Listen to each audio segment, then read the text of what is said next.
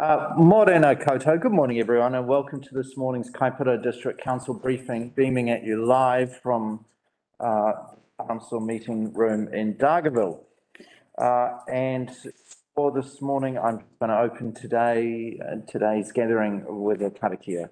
Kia ora te marano, whakapapu pounamu te moana, hei ho rahi mā tātou I te rangi nei, araha atu, araha mai, tātou I a tātou katoa. Kia ora. Thank you. So we have just at this point for reference for those who are watching on the live streaming for today. I'm here, Deputy Mayor Anna Curno's here, Councillor Erin Wilson-Collins is here, Councillor David Wills, Councillor Peter Wethy, Councillor Victoria Delavares-Woodcock and Councillor Jonathan Larson are all present. We have an apology from Councillor Karen Joyce Paki and an apology for lateness from Councillor Mark Vincent, who will be joining us online in the Zoom room, if you like.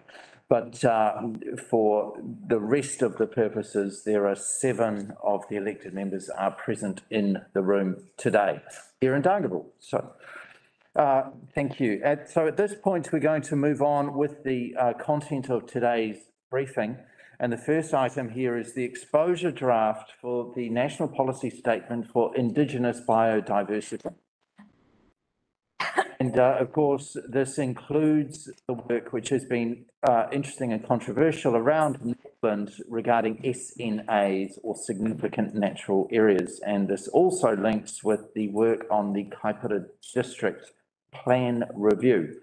So to lead us through today's item, we have our Chief Planning Boss Man, Michael Day, who knows everything about this space. And so Michael, thank you for joining us today and looking forward to your presentation and leading us through a potential submission from Kaipara District Council. Thank you.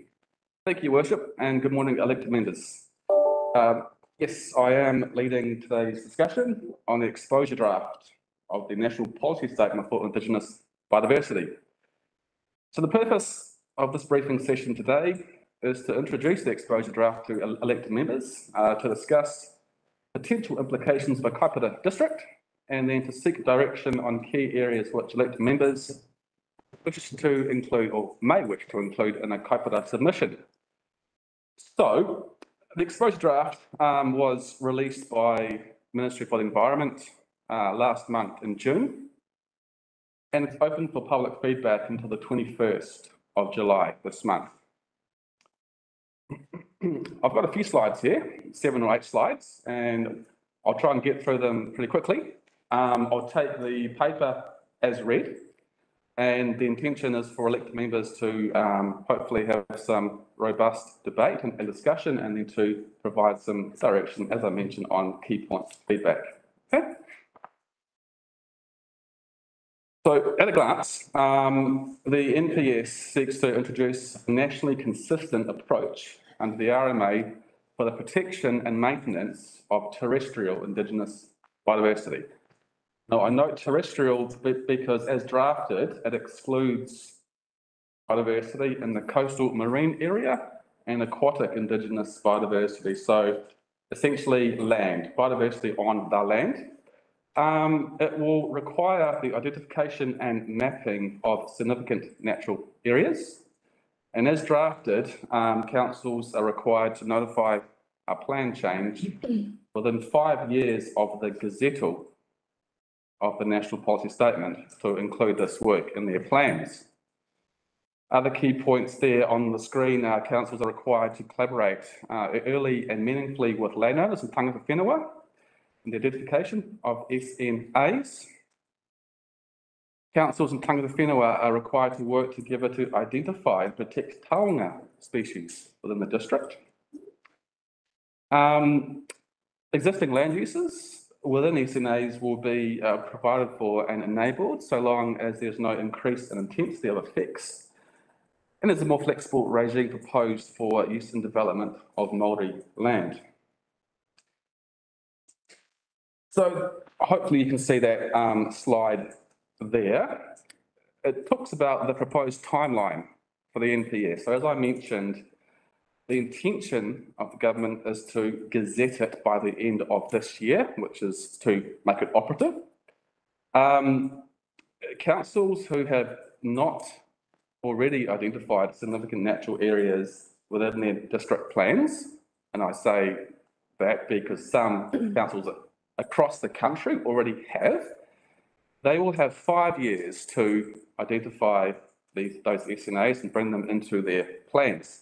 All other provisions in the NPS, such as the identification and protection of taonga species, will be required within 8 years of gazettal as well. So the key point is that these requirements don't necessarily kick in overnight. It's up to councils to work out when and how they will do it. Okay, that's the key point to note. Any questions before I move forward? Yes, I'm not sure, Michael, how you're wanting to take these questions, because I've kind of, Councillor Wethy's clearly got something. I've got something that links with what's on your timeline, but Councillor Wethy. Up to you, Worship. I mean, I was actually, we've got a question that's really on the one slide before, and I guess, and in your paper where you put the key provisions of the exposure draft, and in that you say that councils to work together with Tangata Whenua to identify and protect taonga species to the extent that Tangata Whenua would like this to occur. Now, I guess what I'm looking here for is some level of consistency. And if it's a national policy statement, Tangata Whenua in Northland compared to that in Southland might have a totally different perspective on what they believe needs to be protected. And I'm just wondering whether the wording needs to have some sort of tightening up so that we don't have a national policy that is almost so open to interpretation that it fails to actually give any control or management of the issue. That's a very good point, Councillor Wethy, and I suggest that that may well be a point that we'd like to put in our submission for the central government. This is the exact wording of the exposure draft to the extent that Tangata Whenua would like this to occur. So my understanding is that the intention is that councils cannot make Tangata Whenua identify those taonga species within the districts. It's to the extent that they want to work with councils to identify those taonga species. But your point's valid, absolutely, and it may well be a point which we want to raise with MFB on our submission. Thank you. Councillor De La Varas Wilcock, is it? Thank you, Mr. Mayor. Michael, referring to this timeline, Yes. would it be correct to say that one of the key decisions for this council is to decide whether or not to do the SNA mapping as part of this exposure draft of our new district plan, or do a plan change within 5 years? Good question, Councillor De La Varas Woodcock, and that's on the next slide here. That is definitely a potential implication for our council. But to answer your question, I do not believe that it's up for debate and discussion in the exposure draft. Right. Why I say that is because the intention is to put the exposure draft for public feedback next month. The NPS is not proposed to be finalised until the end of this year, and it may well change between now and gazettal.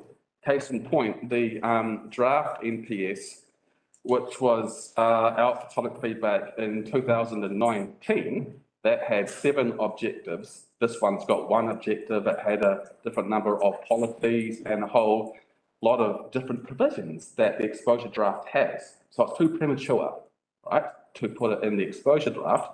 But certainly, in my view, is that it's something that the new council, not this council, our new council will have to decide, once it's formed, once the NPS is finalised, how we approach this.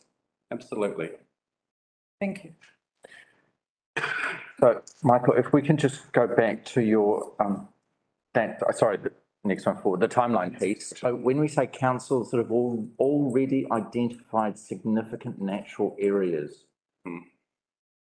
Now, the Northland Regional Council has done so for all of us, but it's just that it hasn't been confirmed. But our mapping exercise has occurred, so kind of in the middle of a dance step there. Yeah. Bishop, so I'm just trying to get clarity as to whether we would count as having identified the SNAs. no, Your Worship, so, Not. Your Worship, so that is, some councils have identified SNAs and have them in their district plans. Yep. The Northland Council several years ago have done some preliminary identification of SNAs across the region. Hasn't been tested in depth with landowners, with tangi whenua, et cetera, and it's not in our plan, so that will not apply to us. That provision applies to those councils that have SNAs in their plans currently. Okay, thank you. That's clear. I think that, yeah, the community may not be fully clear on that. So that's great. Thank you. Yeah. Next slide.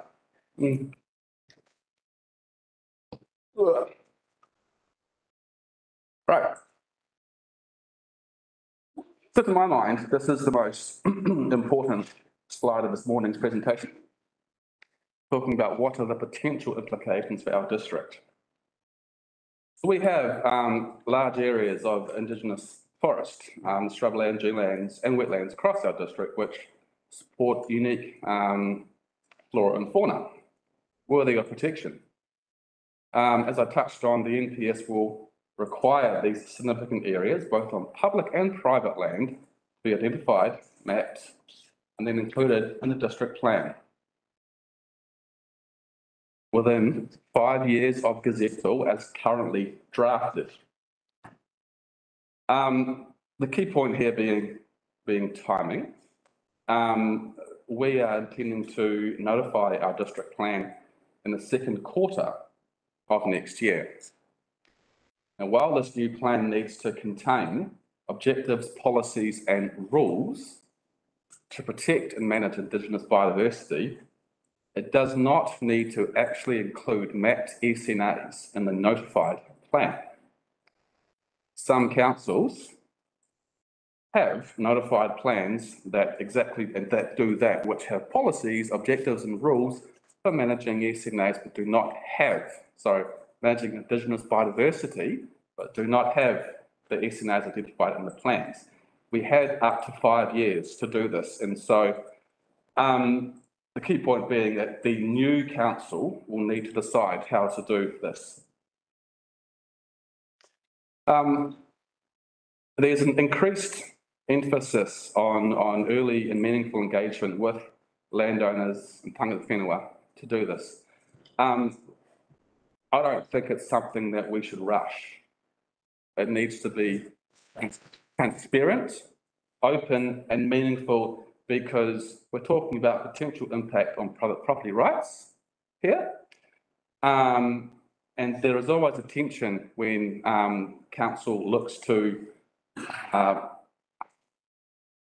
manage biodiversity on private property, right? So it's something that we need to do carefully and transparently, but it's something that we will need to do. Any questions?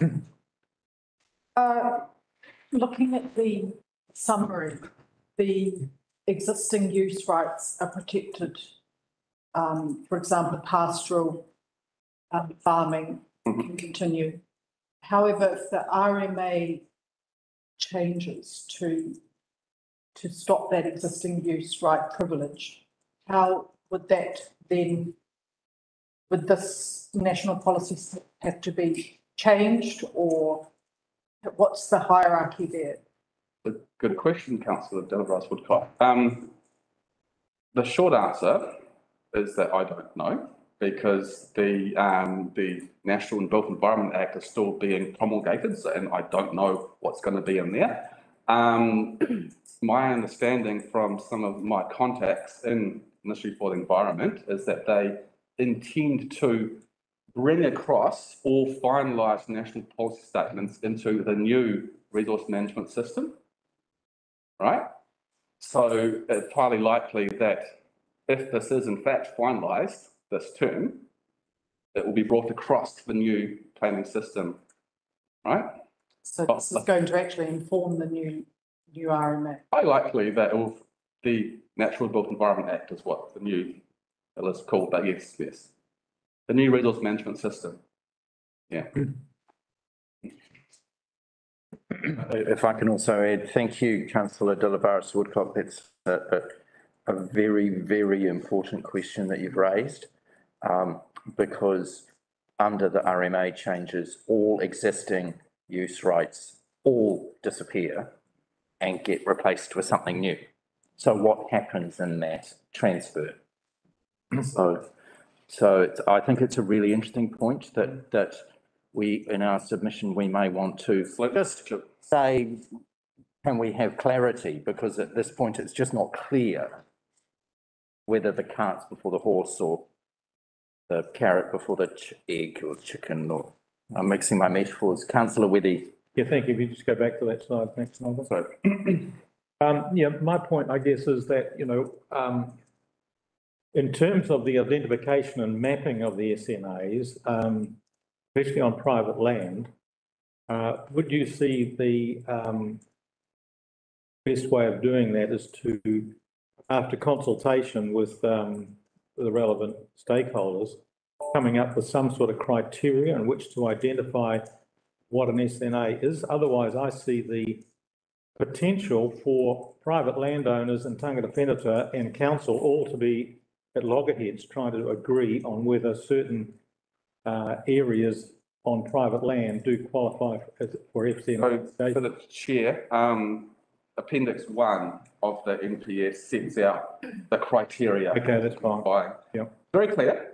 That criteria is the same as the Appendix 5 of the Regional Policy Statement for Northland, and it's the same criteria that the preliminary Northland identification work that was carried out 2 years ago has actually used as well. But yes, it's an Appendix 1 of the NPS, so it's already in there, and that is that criteria for identifying. Okay, fine. Nice.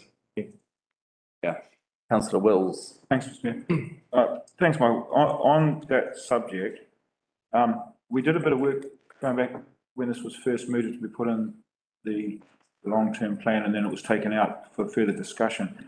There was some, correct me if I'm wrong, there was some mapping work done at that time, or there was, at that time, there was an indication of what would be an SNA, which, from my interpretation, was largely pumps of significant Indigenous or pass-through areas.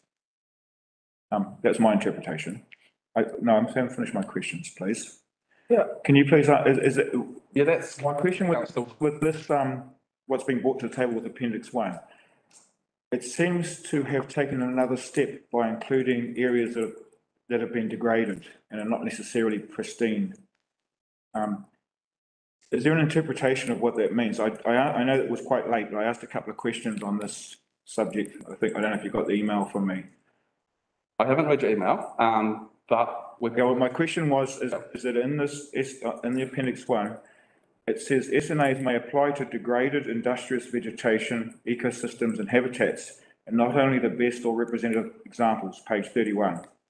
31 of what, Councillor Wilson? Of the, which is the Appendix 1, page 31 of the MPI, what is it, SP, whatever it's called, document, the actual document itself.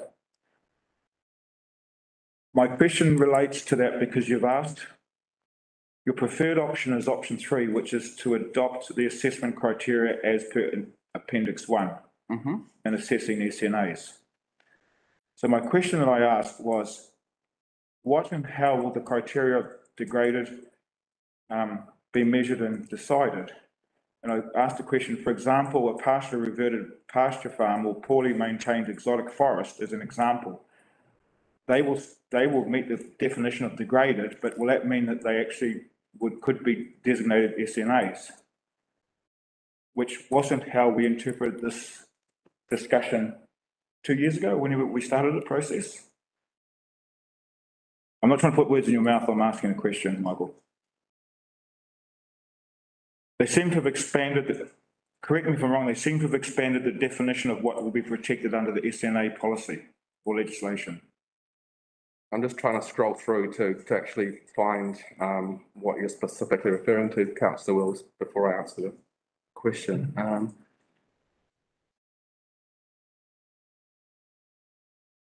It's page 31 of the exposure draft plan.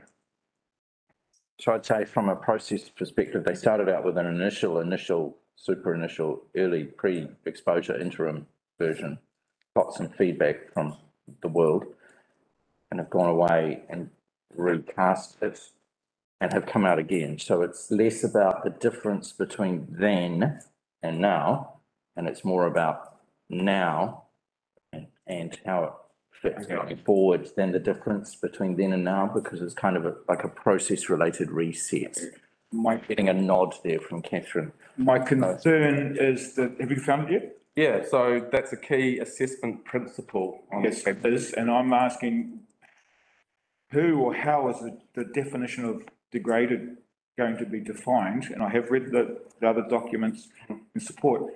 That opens up a whole extra, potentially in the Kaipara, especially amongst the hill country farmers, it opens up a huge extra potential areas to be designated SNAs, where they're either poorly farmed or they're reverted or they're not in full production, for example.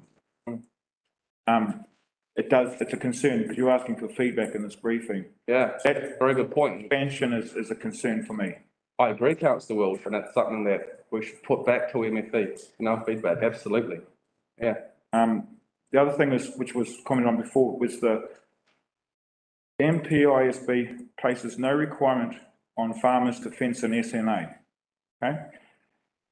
I did actually send these in, but I know, I appreciate they were late, was trying to save time in asking these questions here. Farmers can continue to use the SNA as they currently do, subject to no further degradation of the SNA. But then later on in the document, it says some councils may restrict animal access to SNAs, in which case there will be corresponding rules. How do you control animals unless they're by fencing? And even if the council or the government pays for that construction, that by itself actually removes the ability for the farmer to use it for either grazing or shelter, which it, in the previous statement said was going to be available for farmers to continue to do so. Those two statements conflict. Yep, we should raise that as well. And I mean, I didn't write this, obviously, so. The point of a briefing is to provide feedback. Those are some of the concerns I have as a farmer. Absolutely, yeah. Is that they've expanded the definition of what potentially could be an SNA. Yep. You could actually blanket literally all of the hills are back onto Tūnamoe, or all the hills are back onto Tangahuyas as being potentially SNAs, rather than what was the original intent, as I understood it, to identify those areas that need protection from further development. Yep. So it's a change in focus, and I'm just bringing that to the table. Really fair point. Yep. Thank you. Thank you, councillor De Livaris Woodcock. Thank you, Mr. Mayor. Just picking up on councillor Wills' question or point, and my question is to get clarification about the wildlands consultation material that came to the table, and that being an initial, I'll call scoping of Kaipara's SNAs. So my question, is that document or material that we have seen at this table only indicative, and the scope may have broadened since that time, or is that what we could take as a kind of template for what Kaipara's SNAs are? Good question. I think that could be used as a baseline. Notwithstanding that though, my understanding, and I'll say my understanding because that exercise was done prior to myself joining KDC, but that did not involve significant landowner tangata whenua engagement, and my understanding is there was minimal to no ground truthing as well. So there needs that work needs to be tested as well, ground truthed, and we need to have a look at the assessment criteria that was used, then to see if it stacks up against the finalised assessment criteria when the NPS is actually gazetted as well, in case things change as well. Yeah. Sorry, thank you, Mr. Mayor. Sorry, to be fine. Sorry. No, yeah, Ground truthing, you just mentioned that as well. It's in the document, it says though it's the preferred option, it's not necessarily a requirement for it to be designated an SNA. Is that so, councillor? Sorry? It was just in the reading there, it said that that's the preferred option, but it doesn't have to be done, the actual ground truthing. But coming back to what councillor Delabas Woodcock mentioned, I'm pretty sure from memory it was something like 30 or, I can't remember the percentage, was already potentially SNA under the previous criteria. So this is obviously going to expand that even more, as far as the area goes, as a percentage of the Kaipara. I can't say. I believe the previous assessment had identified roughly 19% Bigger part of the district. 90, but it's going to be obviously more once the new, it appears it will be more, I'll put it that way. I can't say. Thank you. Yeah. Thank you, councillor Curnow.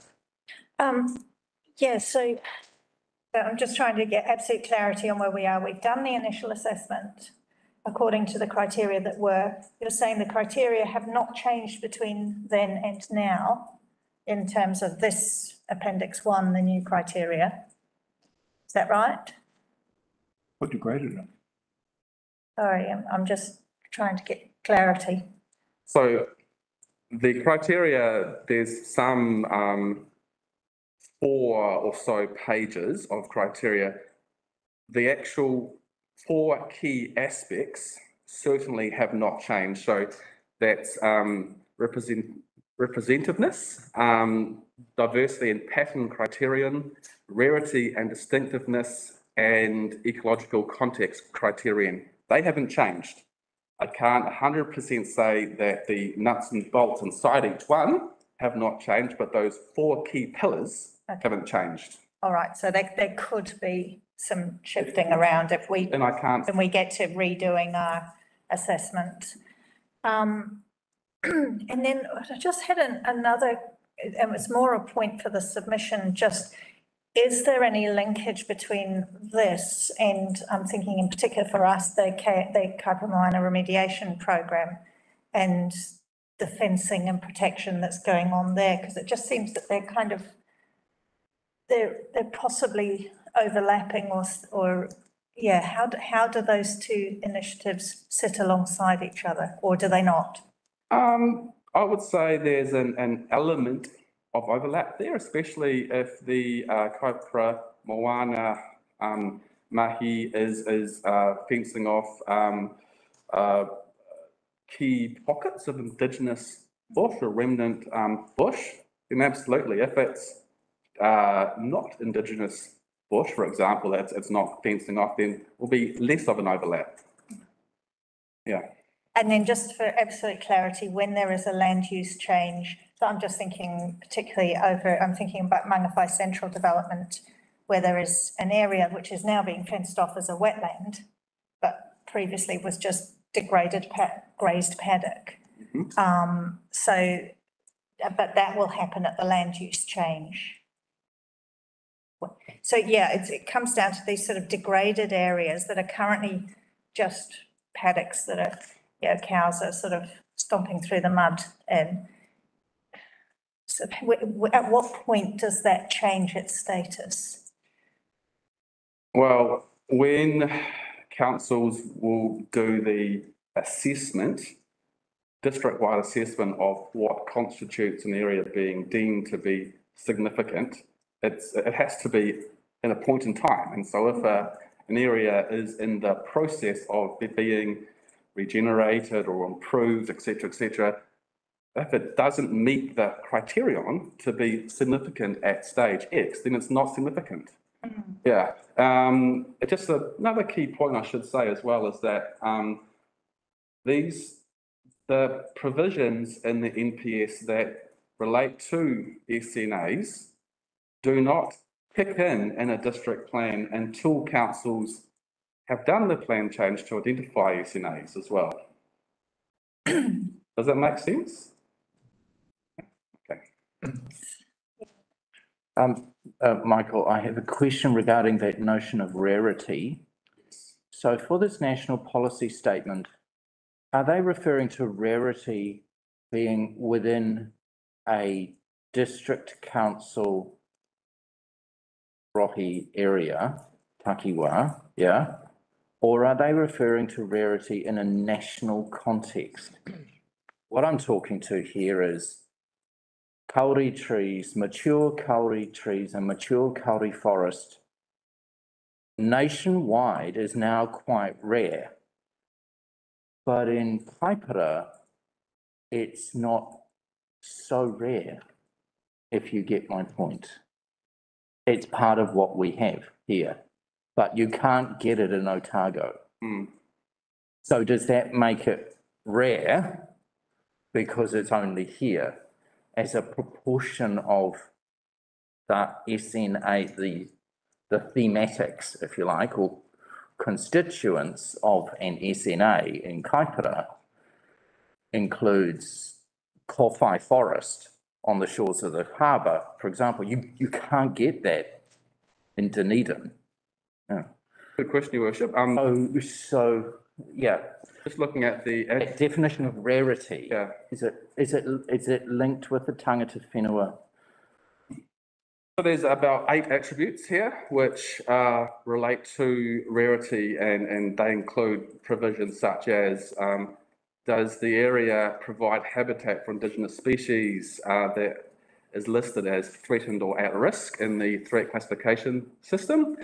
Is the Indigenous vegetation uncommon within the regional ecological district?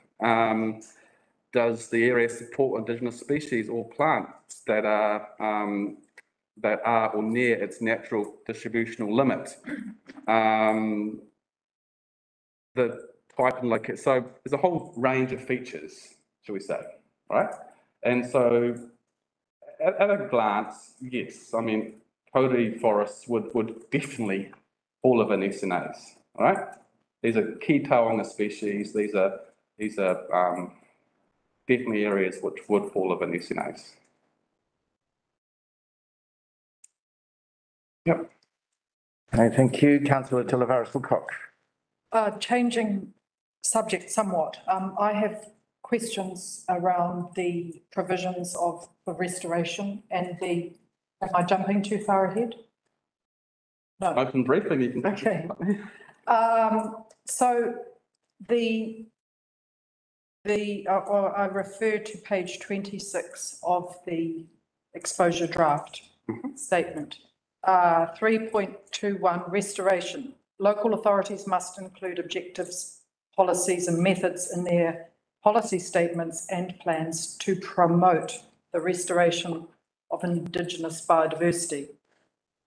And the next one, 322, refers to increasing Indigenous vegetation cover. And so the direction that this policy statement is requiring of us as a council is to invest in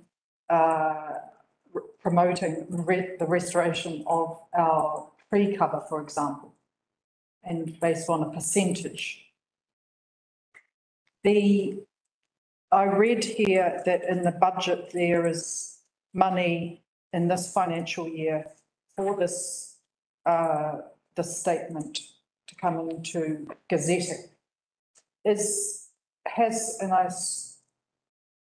Can we please put it in our response that there needs to be financial assistance for territorial authorities to be able to promote that objective, restoration objective, because we don't have those funds from the ratepayer for growing our trees. Absolutely, Councillor Tilivaris-Woolcock. And as I've touched on point 2 here, MFE have signalled they've got a package of some $19 million, which will be rolled out to help councils with the identification of SNAs within their districts for those that have not done that to date, as well as funding to assist councils, to assist landowners with the restoration or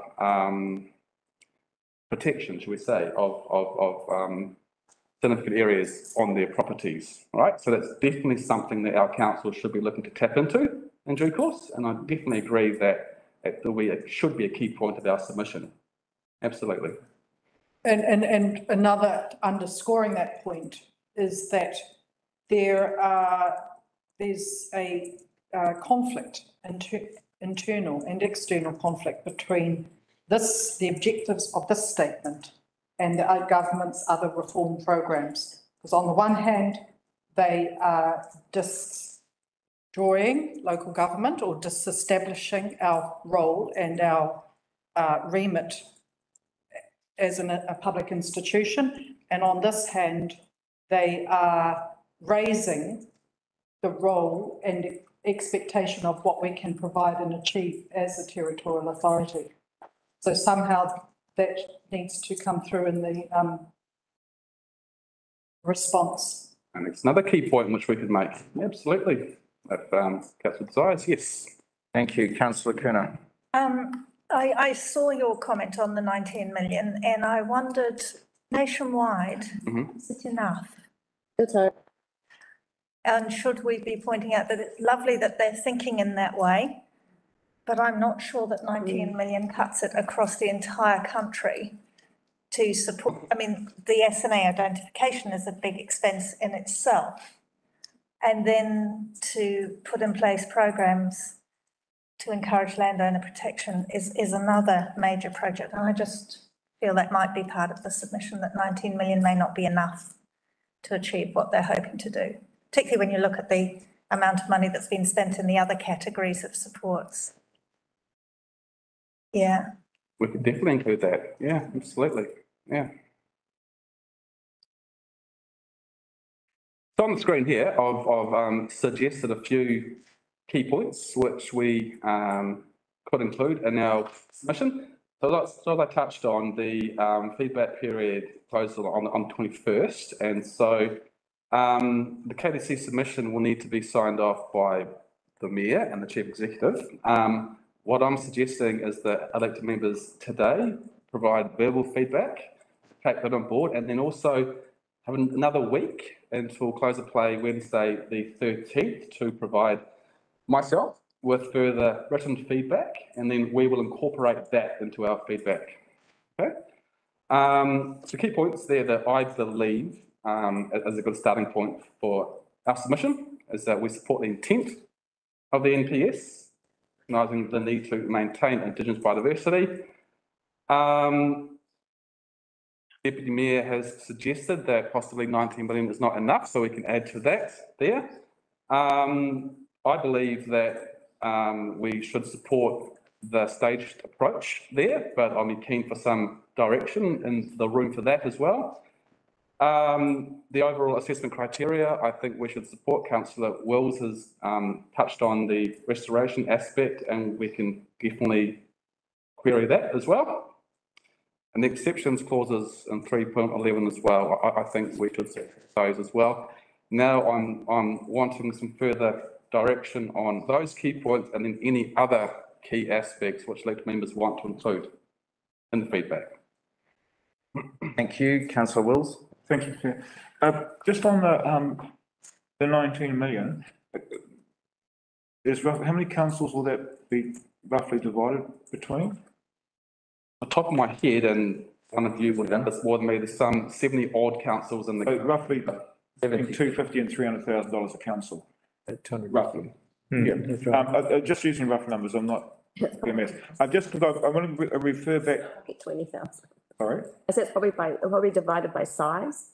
Yeah, so I'm just averaging it out. So we'd be, anyway, sorry, thank you.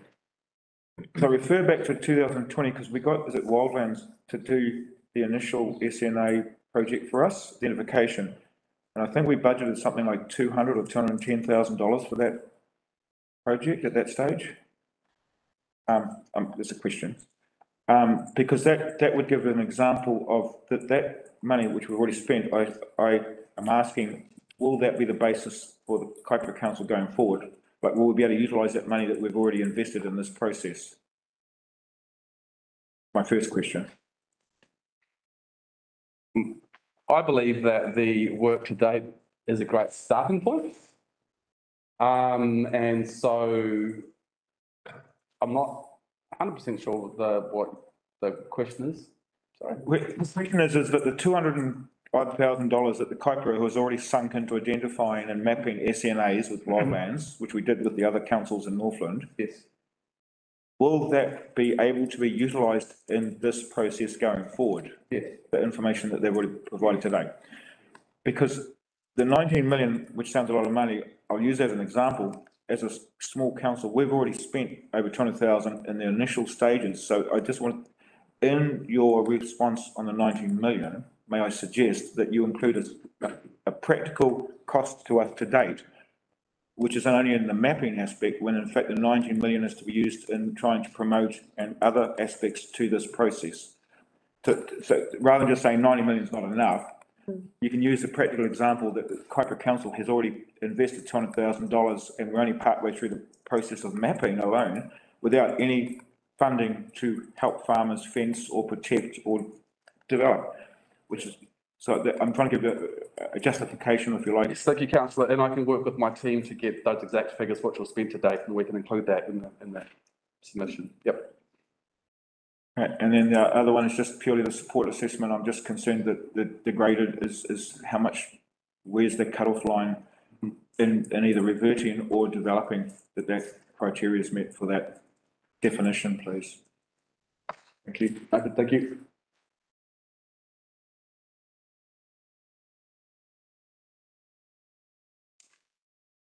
Any further feedback?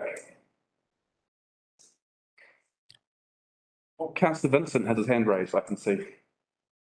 Only you can see that. Oh, that's lovely. As the chair of your meeting, yep. That's great. Councillor Vincent, can we hear you? Thank you, Mr. Mayor. Look, I did fire off a couple of random shots in the dark in the last day or two, and sorry I couldn't make the meeting earlier, but it seems there were technical problems. But yep, with you now. And so I just was wanting some sort of to get some comfort from the proposal as it stands in relation to the different treatment between Maori land and land on the general roll in terms of development rights. Now, it may well come down to the detail that ends up in a plan change. And I just, because to me, who owns the land or the nature of the tenure doesn't have any bearing on the environmental significance of what is on the land. And so I just was wondering if there's some way that those things can be linked up. My question? Yeah, I mean, to play the chair, it's obviously, if that's a key point that council wants to put in our submission back to MFE, we can do that. I can't respond otherwise to the question, as I have not drafted the NPS, so I can't change the NPS. But that's the key point the elected members want to put back, we will do that. Okay, I was wondering if anyone else had a perspective on that. Is it possible, Mr. Mayor, for someone else who might understand it better than me could explain the justification? So we could, thank you, Councillor Vincent. We can absolutely have a quick discussion on this if anyone wants to discuss whether biodiversity cares who owns it. Yeah. Indeed, I think that this needs addressing as a council. I agree with Councillor Vincent that there seems to be a conflict set up between the objectives as they apply to landowners who do not identify as tangata whenua. And from my reading, there are specific allowances for development of tangata whenua Māori land, if they are an SNA, recognising, so making allowances. And I understand that is valid. However, there is an internal conflict, and I also have seen the word steward referred to. So there's a contrast between tangata whenua's kaitiaki and stewards. And I think the word guardian or custodian would be better, because I looked up the definition of the word steward, and it actually refers to being a keeper or of someone else's property. So I don't think it's the appropriate word.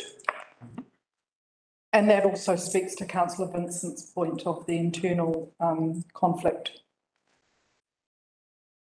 that is divisive. Mr. Mayor, could I just add to that? Certainly, Councillor Vincent. Okay, not going to berate you for too long, but I just wonder what's occurring in my mind is that in a situation where, say, some or even most of a block of Maori land was covered by, shall we say, an SNA, well, it would really be quite sympathetic to the concept of environmental benefit lots, as in terms of a development right where you conserve one area, which then gives additional development rights on the balance. The only problem I see with pursuing that, if the whole of a property is covered by such a feature, and that might be of relevance not just on Maori land, but also on general role land, and that's something that maybe is outside the scope of the national policy statement, and something more we'll have to wrestle with as part of the district plan. But thank you for bearing with me on that. Thank you. Thank you. Also, Councillor Vincent, you may not be aware, but Paul Vanders and Catherine Overwater are here in the room as well as all the general managers and so on. So there's a whole team of people here hearing your comments directly, as well as those who are online watching on the screens. Thank you. We'll go to Councillor Larson. Thank you. Yeah, I agree with Councillor Delabar, Woodcock and Councillor Vincent. It's divisive. I think they have different setups for different races or land tenures or whatever, was, as already been said, biodiversity doesn't recognise who owns the land. It's just land with plants and animals on it. So I think that we shouldn't be supporting that as an exception. It should be the same for everybody. Okay, thank you. Councillor Withy. Yes, I'm also aligned to taking a consistent approach on that particular topic. Michael, just referring back to the earlier point I made about perhaps making the point about the identification of the tanga species, just trying to get a little bit of consistency in the policy statement so that we don't end up with a huge inconsistency from one end of the country to the other, because the way it's perhaps being suggested it could apply does open it up to, if you like, a wide range of criteria that could be used depending on what part of the country you're in and what the tangata whenua of the area perhaps thinks. So I'm just opening that up as a potential comment that we might want to make. So through the chair, I think the identification of taonga species specifically worded as such, so there may well be differentiation between Northland taonga species and Southland taonga species, right? So it's up to councils and tangata whenua, mana whenua in their areas to identify their taonga species together. That's why that criteria is not in the NPS, and councils will have up to 8 years to do that work. As a suggestion, something else we could put in our submission is that there is a requirement as well for regional councils to be involved in that work as well, right? It's not there currently. In the NPS, there is a requirement which states regional councils must assist district councils in the identification of SNAs if district councils ask them to. I personally think that's good, and I think that requirement could include the taonga species work as well.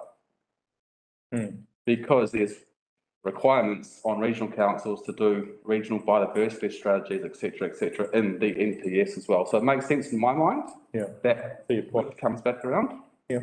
I see your point now. Thank you. Councillor Larson. Thank you, Mr. Mayor. I might have missed the point before, and I just step out about this. Sounds like ownership, maybe guardians or stewards or whatever. Aren't they just owners? Don't just use the word the owner of the land, even if it's collective owners, it's still owners. Why do we need to use words other than that? Is that what the It referred to Indigenous biodiversity, so it says, it draws a distinction between tangata whenua being kaitiaki and other people are stewards of biodiversity. So there is that difference.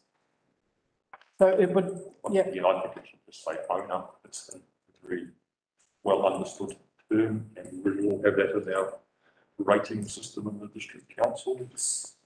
So I guess there is also a challenge here regarding the dock estate and or council reserves. Crown owned. You know, a school may have an SNA in it.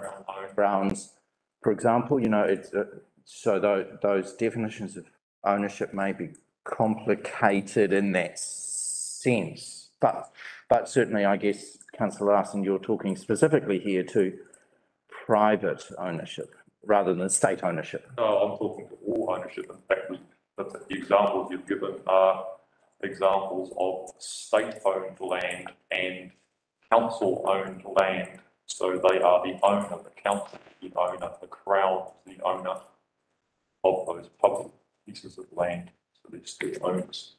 But when the policy statement is to ask of owners, whether they, whatever race they are, to care for the Indigenous biodiversity that they are privileged to own.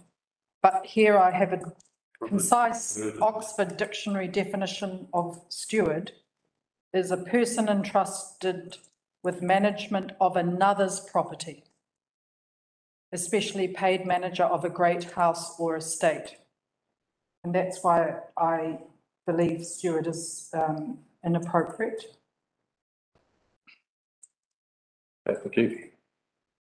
So on the screen, Your Worship, is my last slide, and I've actually spoken to these points as well. The only point I haven't spoken to is that it's my understanding that LGNZ Taituara are also putting in a sector response. Michael, I still, I didn't mean to cut you off. Councillor Wills. Sorry, no, it's my fault. I've picked comments and made comments. The one thing I didn't do, which I really wanted to do before that slide was there, please, Mr. Mayor, is I fully support, I know it sounds unnecessary, but I fully support the first sentence, which we didn't actually touch on as a council.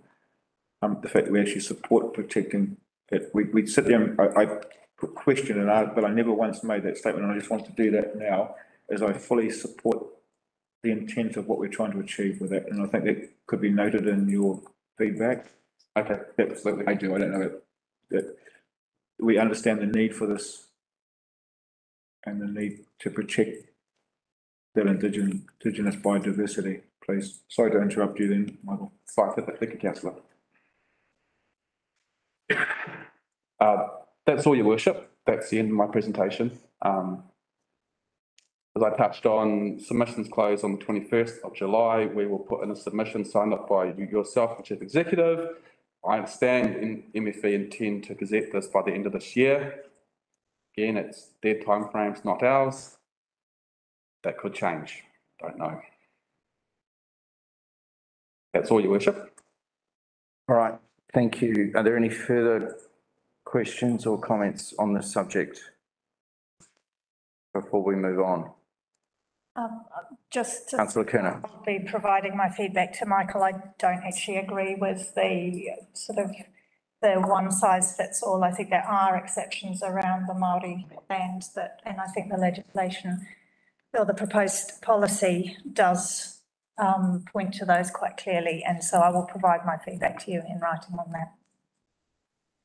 Thank you. Councillor Wilson-Collins. Just that I'm in a similar space, unpacking hundreds of years of colonisation history and why it applies to this policy statement isn't the forum here, but I'll provide my written feedback as to my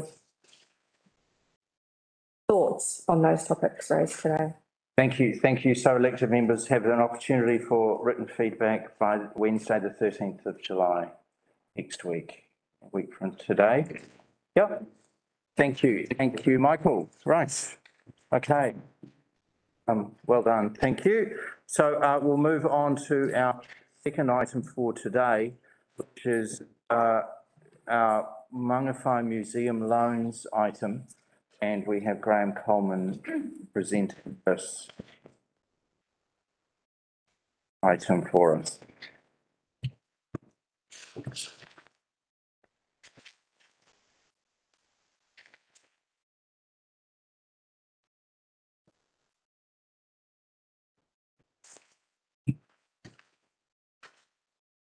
Thank you. Thank you, Michael.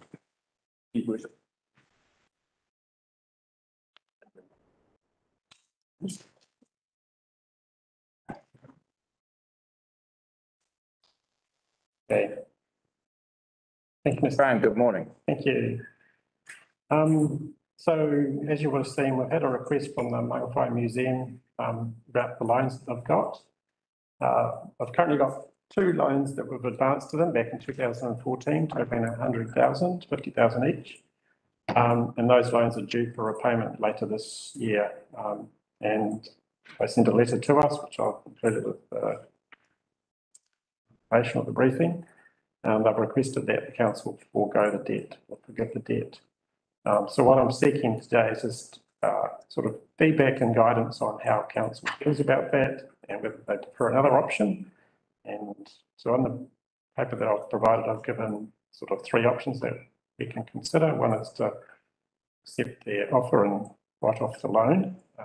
That may create a precedent that council want to create. The next option is to extend the loans and for a new term or similar terms.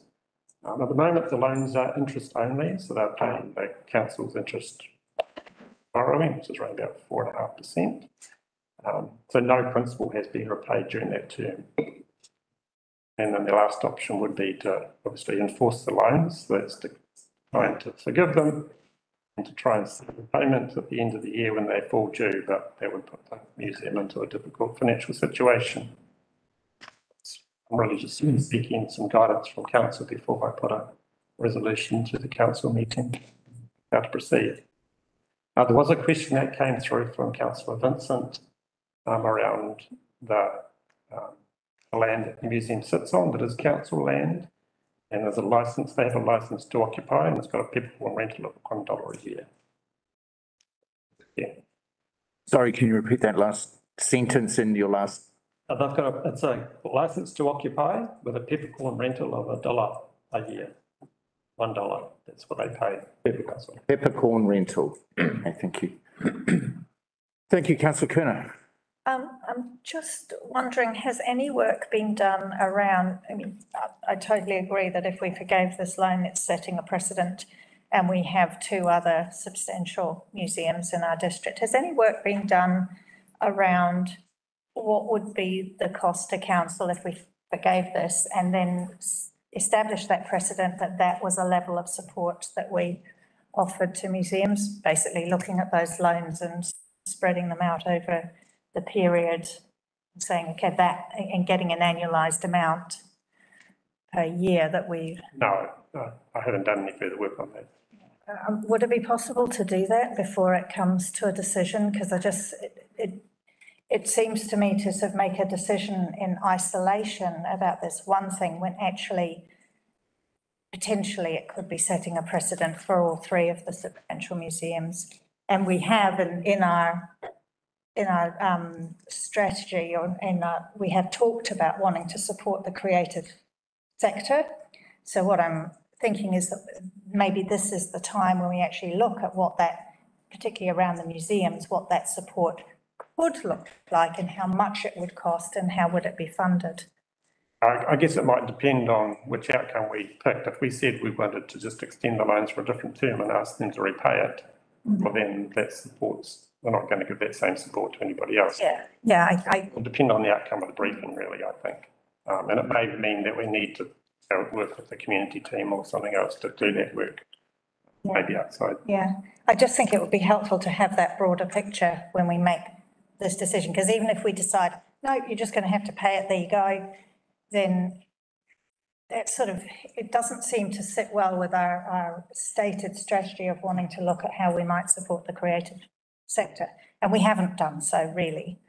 So it would be helpful, I think, to do that work. Anyway, that's my thoughts. Thank you, councillor Withey. Yeah, thank you, Mr Mayor. I've got the museum's last set of annual accounts here, looking through 2020 and 2021. And in those 2 years, although there's been a degree of disruption, obviously with COVID, in the 2020 year, they had a surplus, operating surplus of negative $900 odd. And last year, they actually improved that because they got rid of the cafe, so that wasn't a drain on their expenses, and they had a small surplus of just on $25,000. So essentially, they're getting about 3,500 to 4,000 visitors a year in each of those years. But really looking at their accounts, they're not in a position to repay that loan. They might be able to pay interest only for a period of time if we renewed it under the same terms for a period. But I don't see any potential in the immediate future for them to repay the $100,000. I am, certainly concerned about precedent. Council has taken other stances in terms of local communities when they've needed money. For example, I'll show as an example, council guaranteed a loan to the Mangawhai Harbour Restoration Society to fund the purchase of a dredge to keep the harbour dredged and open. And they have, over the last 15 or so years, reduced that from some $200,000 or $300,000 down to $65,000. And council just being a guarantor to that. So there are other options that we could do if we wanted to put them into a more commercial footing and make them focus. But what my concern is here, they've got this debt, they've still got plans, and they've even mentioned in the support letter about building on an annex and all these things about expansion. Now, they're not going to be able to expand even on the figures I've got here. If you went along to a commercial bank and wanted money, you'd be probably hard pressed to swing a loan of the sort of money that they would need to build an annex to that facility. And I think that they would have to rely on significant grants from the different organisations that make grants to such organisations as museums, etc. So I think it's good that the issue's been brought to the table because it's been sitting there for a long time. I've had experience under MELA where they've actually applied for a MELA grant to pay the interest on the loans to council. That's how in previous years they've been sailing so close to the wind. So I think it is right that we address this issue and come up with some ongoing policy on how we deal with this. Otherwise, it's just going to sit there bubbling away for years. Which is why I thought one option may be to put it onto a sort of interest and principal repayment program. So at least the loan has been repaid slowly over time. If it was interest and principal rather than just interest only. Well, I think the other thing too is that might be worth considering is that they've got a license to occupy, which I guess is around about 30 odd years. You know, even if you did it on a table mortgage type policy, that over the length of their license to occupy, they paid interest and capital, so that by the time they got to the end of the license to occupy period, it was all paid off. That's one option. Thank you. Thank you. We'll go to councillor Vincent. Thank you, Mr. Mayor. Actually, Mr. Coleman, you didn't answer my second question that I put, which was how does the rental relate to what a commercial rental would be?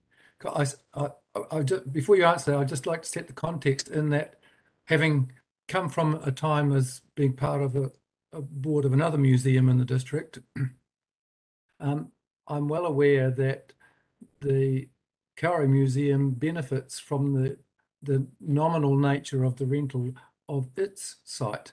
And I guess I would like people in the museum sector in our district, so of our 3 museums, to acknowledge that there is a benefit in having a peppercorn rental as opposed to paying a commercial rental and having been provided with the land in the first place. And so that's why I asked the question, like, what's it worth? What's the discount they're getting? Yeah, I couldn't answer that question. There was no time to get a commercial assessment done on what that would be worth, what it would be. I don't know whether somebody do that work. Yeah, I mean, there's zoning questions, but we could expect it to be thousands nonetheless, and not just a token. It's land only, so I don't know. Yeah, that's just an unknown at the moment. We would need to do some work to find out what that is. Yeah, and then also the Mauhai Museum has a history and good on them for it of getting grant through various avenues of council, whether it's from the Mauhai Endowment Lands or the other community grants fund, because I'm an advocate for not-for-profit groups getting grants from elsewhere, prefer not the council, to support their activity as a valid means of funding, because with I would expect that all of our museums would have been doing it hard over the last years through COVID, and I guess if we're going to source this particular goose, then we need to source the other ganders as well, I guess. So yeah, I'd be reluctant to forego the loan or forgive the debt.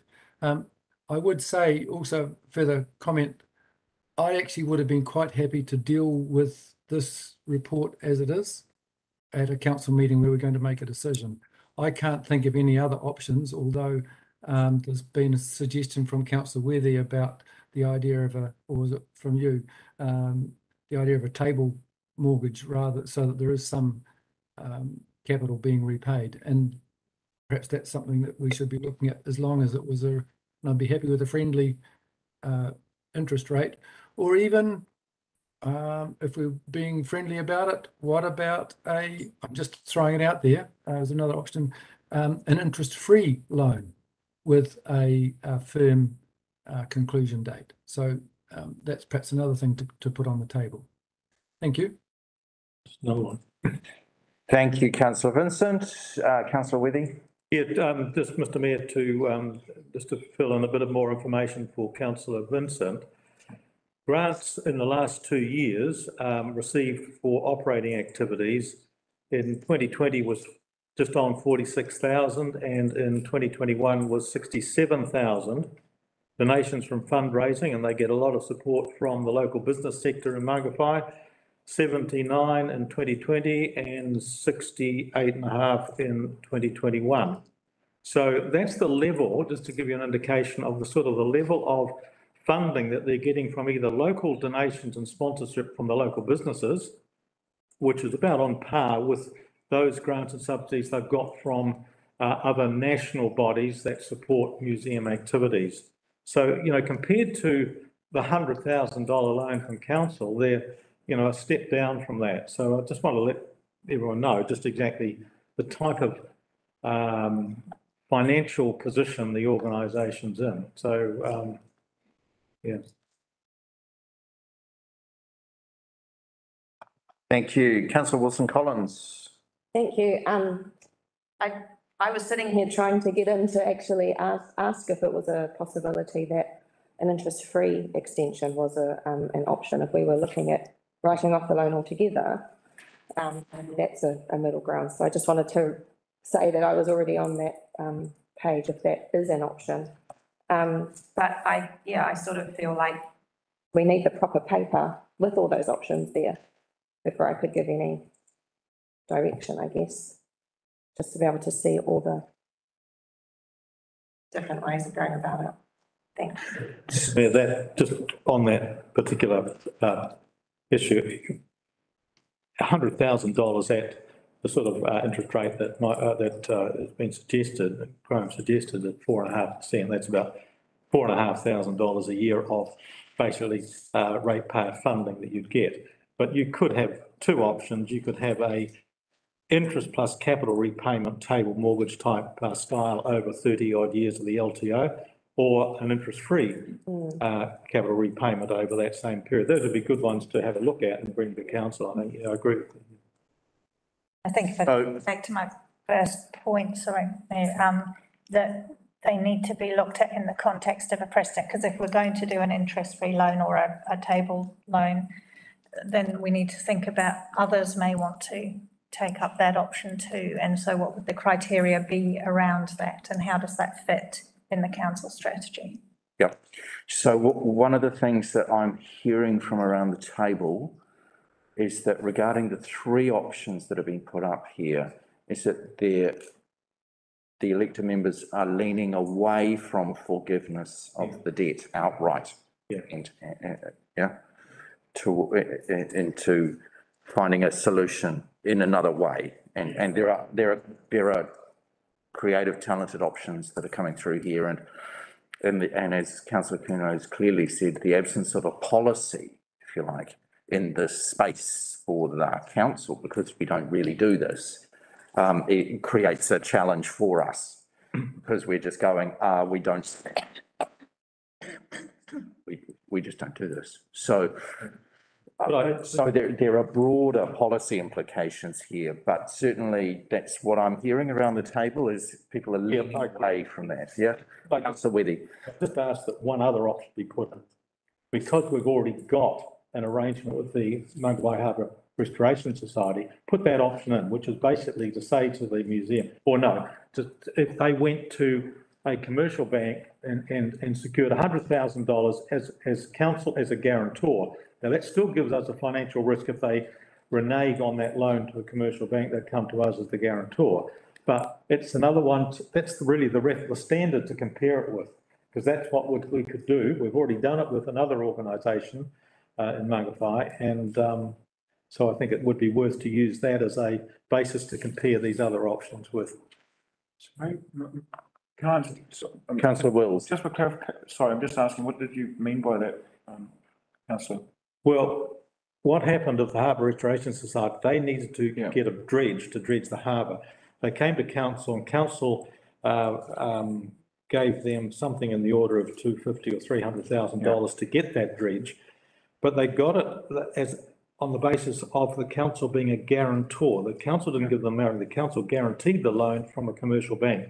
In the last 15 or so years, the society has actually reduced that debt down to, I think it's currently on the books at $65,000.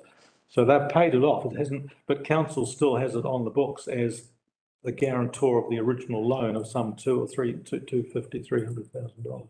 But I'm sorry, Mr. Mayor, but that won't change the fact that they owe $100,000. No, they would need to But so how does that? It doesn't shift it to their benefit at all. No, I'm not suggesting. I'm saying it's a standard of reference of how much it would cost them if we went to treat them like we've treated other organisations. That's all. Thank you. So possibly, Graham, what we're hearing is that there would need to be another paper come back to council for a decision about what the options could be for,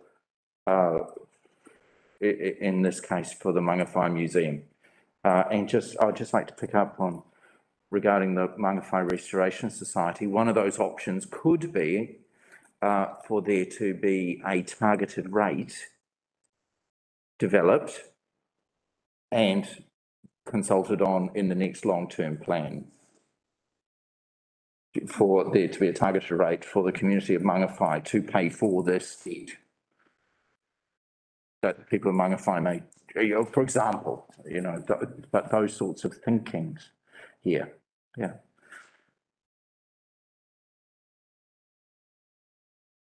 No, that's fine. I've got indication that I need. It's steer away from the forgiveness and some sort of repayment program, I think. Thank you. Thank you. Right, so we're, sorry. councillor Wills? So just really briefly, just for conversation. I just did a 30-year table on while we were talking. Yeah. And it works out at roughly about $500 a month repayment over 30 years or 25 years. So it would work out at roughly about $1,000 or $1,500 more than what they currently pay per year in interest only to repay that mortgage over 25 or 30 years. So That's right. So that's just a valid option. Is that what? I agree. I've just done that same calculation. I agree with what councillor Wilson said. Yeah. It's just setting the interest rate, and that was at a reasonably high 5 or 6% interest rate. So lower than that would obviously, the payments wouldn't be much more than they are now, but they'd actually pay that principal amount off. Okay, thank you. No further statements on this, all right, thank you, Graham. Okay, at this point, we will adjourn for a short refreshment break. We'll resume at 11, thanks, so you've got 11 minutes. And we'll pick up with the drinking, wastewater and sanitary services update from Donick and Eros at 11 o'clock. Thank you. See you in 10 minutes.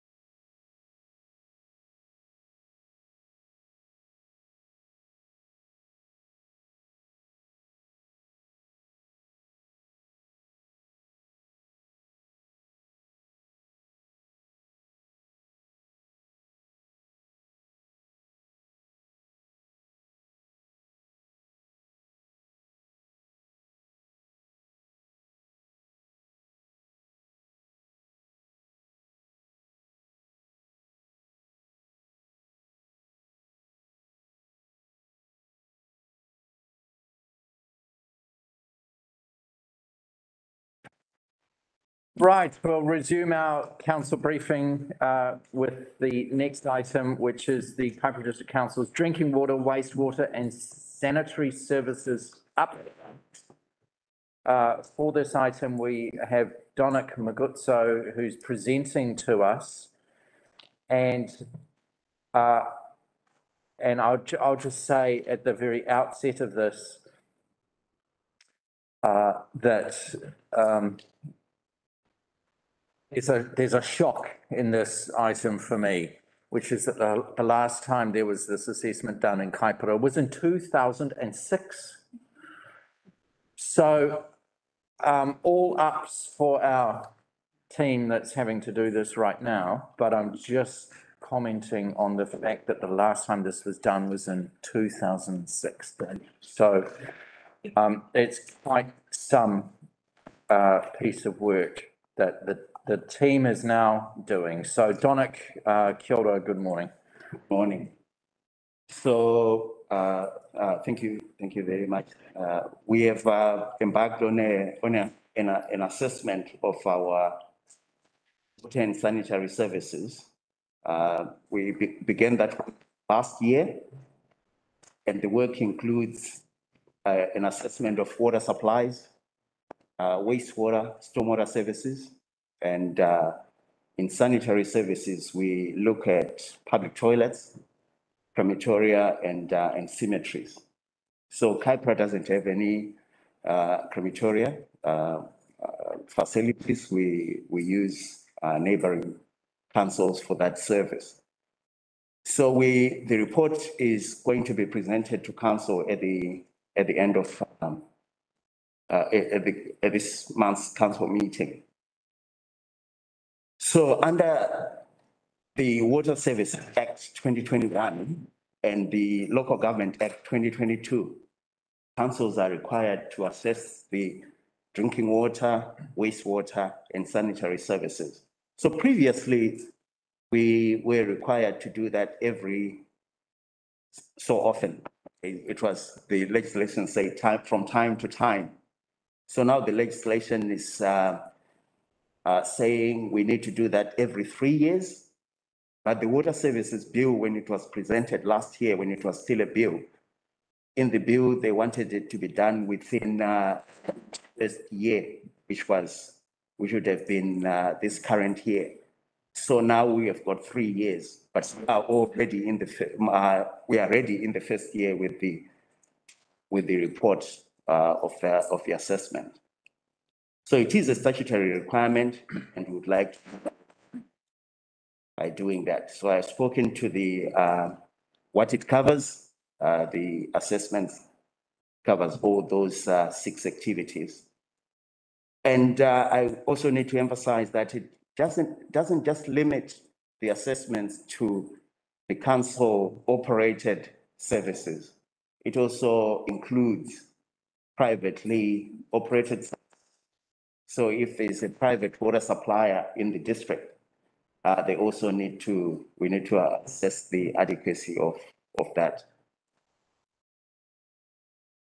And we have got here a comparison from where we were in 2006 and to the current status. I hope that is readable. But currently, all our treated water supplies are compliant with the drinking water standards. And then when we did our last survey, Dagavu, Mangawhai, Ruai, Glenchdale, and Mangatoroto did not fully meet the requirements of the drinking water standards. And we now have all our water supplies with current water take consents. Then Mangatoroto, Mangawhai, and Ruai not have consents for water take. Mangawhai wastewater scheme had not been, has been constructed and it's been commissioned. Then there was a recommendation that the community needed a solution because the community was relying on private on-site wastewater treatment systems. So, and currently, all our wastewater treatment plants have got discharge consents. when we did the last survey, the discharge consents of Dagavu, Kaiwaka, Mangatoroto Railway Village, it expired. Their discharge consents for wastewater. And then we now have a wastewater drainage bylaw. That's from September 2016. Then it was a recommendation that we need to create a wastewater drainage bylaw. And council has implemented a warrant of fitness program, private on-site wastewater systems. And then it was a recommendation that we needed to do that work. And there are three others that were cut out of this presentation. Then we did not have as much growth as we have experienced now. And then we also, climate change wasn't an issue in 2006, but today it's a topical issue that we have to address. So the general recommendations that came out of the report are that council should continue to provide reticulated water supplies, and that we should continue to provide public toilets and cemetery services. As you know, that we have got 30 public toilets in the district, and we have got a few more under construction. And the other recommendation is that, general recommendation is that council should continue in conjunction with the neighboring northern councils to work with the central government on the Three Waters reform to improve the regulation and supply arrangements of drinking water and stormwater, and the associated new acts and Taumata ROI, which is the water services regulator. And the last of the high level or the general recommendations is that council should progress its climate change work program as set out in the council's Kaipra Key Tour climate smart strategic framework, including understanding how climate change from a public health perspective may adversely affect the adequacy of drinking water, wastewater, and other sanitary services available to communities within the district. So the specific activity recommendations, there are 40 plus activity related recommendations in the report that's going to be presented to council at the end of this month. And yeah, these are detailed in the council in the report, and we will be presenting that to council at the end of the month. So I will take any questions.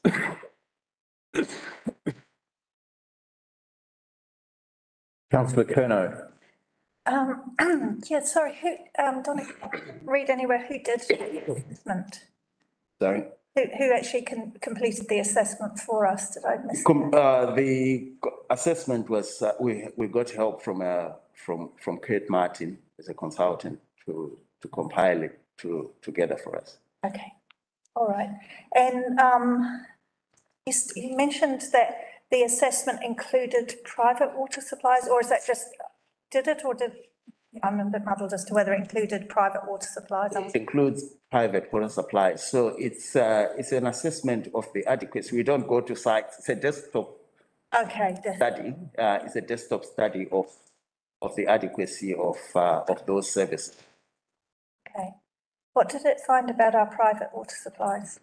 So the private water supplies, there were issues on on-site wastewater treatment systems that some of which are failing in the coastal areas,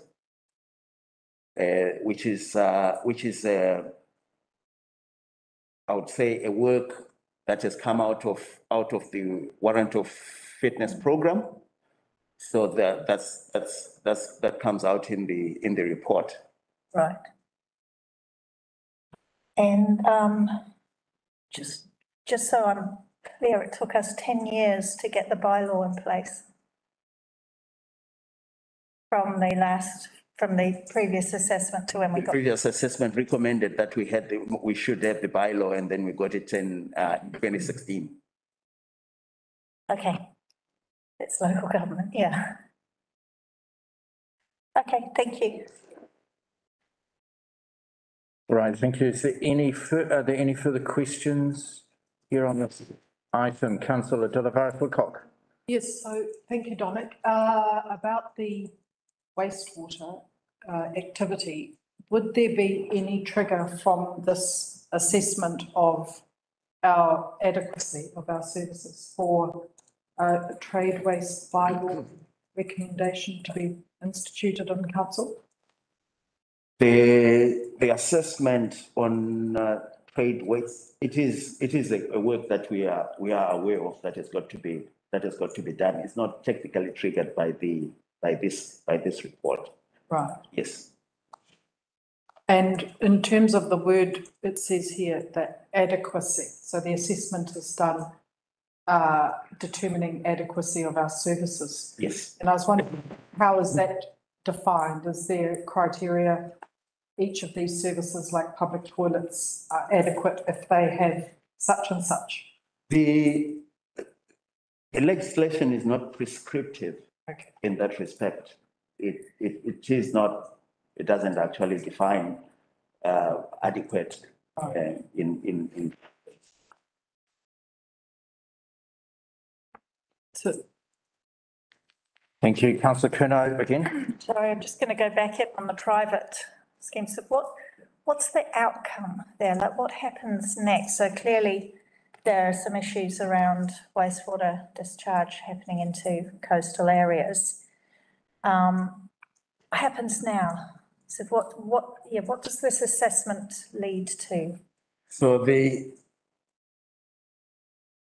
legislation in particular that is the Building Act, as an example, will be triggered on any household that do not meet the criteria, and there will be possibly a political will that will be sought from the council to see whether a scheme should be converted or be adopted into a reticulated wastewater treatment system, like Paparoa as an example, whether it should be reticulated or whether it should continue to have individual wastewater treatment, on-site wastewater treatment schemes.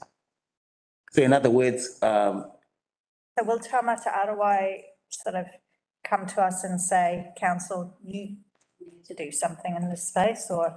Yeah. So Taumata Arawai is a regulator for water, and they have an oversight on Drinking water. Oh, they have oversight on wastewater. wastewater. They are not the regulator in that space. The regional council is. Yes, so will the regional council do? Yeah, I mean, they already are with public. Yeah, they are definitely, and they have told us, we had a meeting last year where they stated that they will be looking at more enforcements. Rigorous. For example, as an example, for non-compliances. Yeah. They will be more active in that space. Yeah.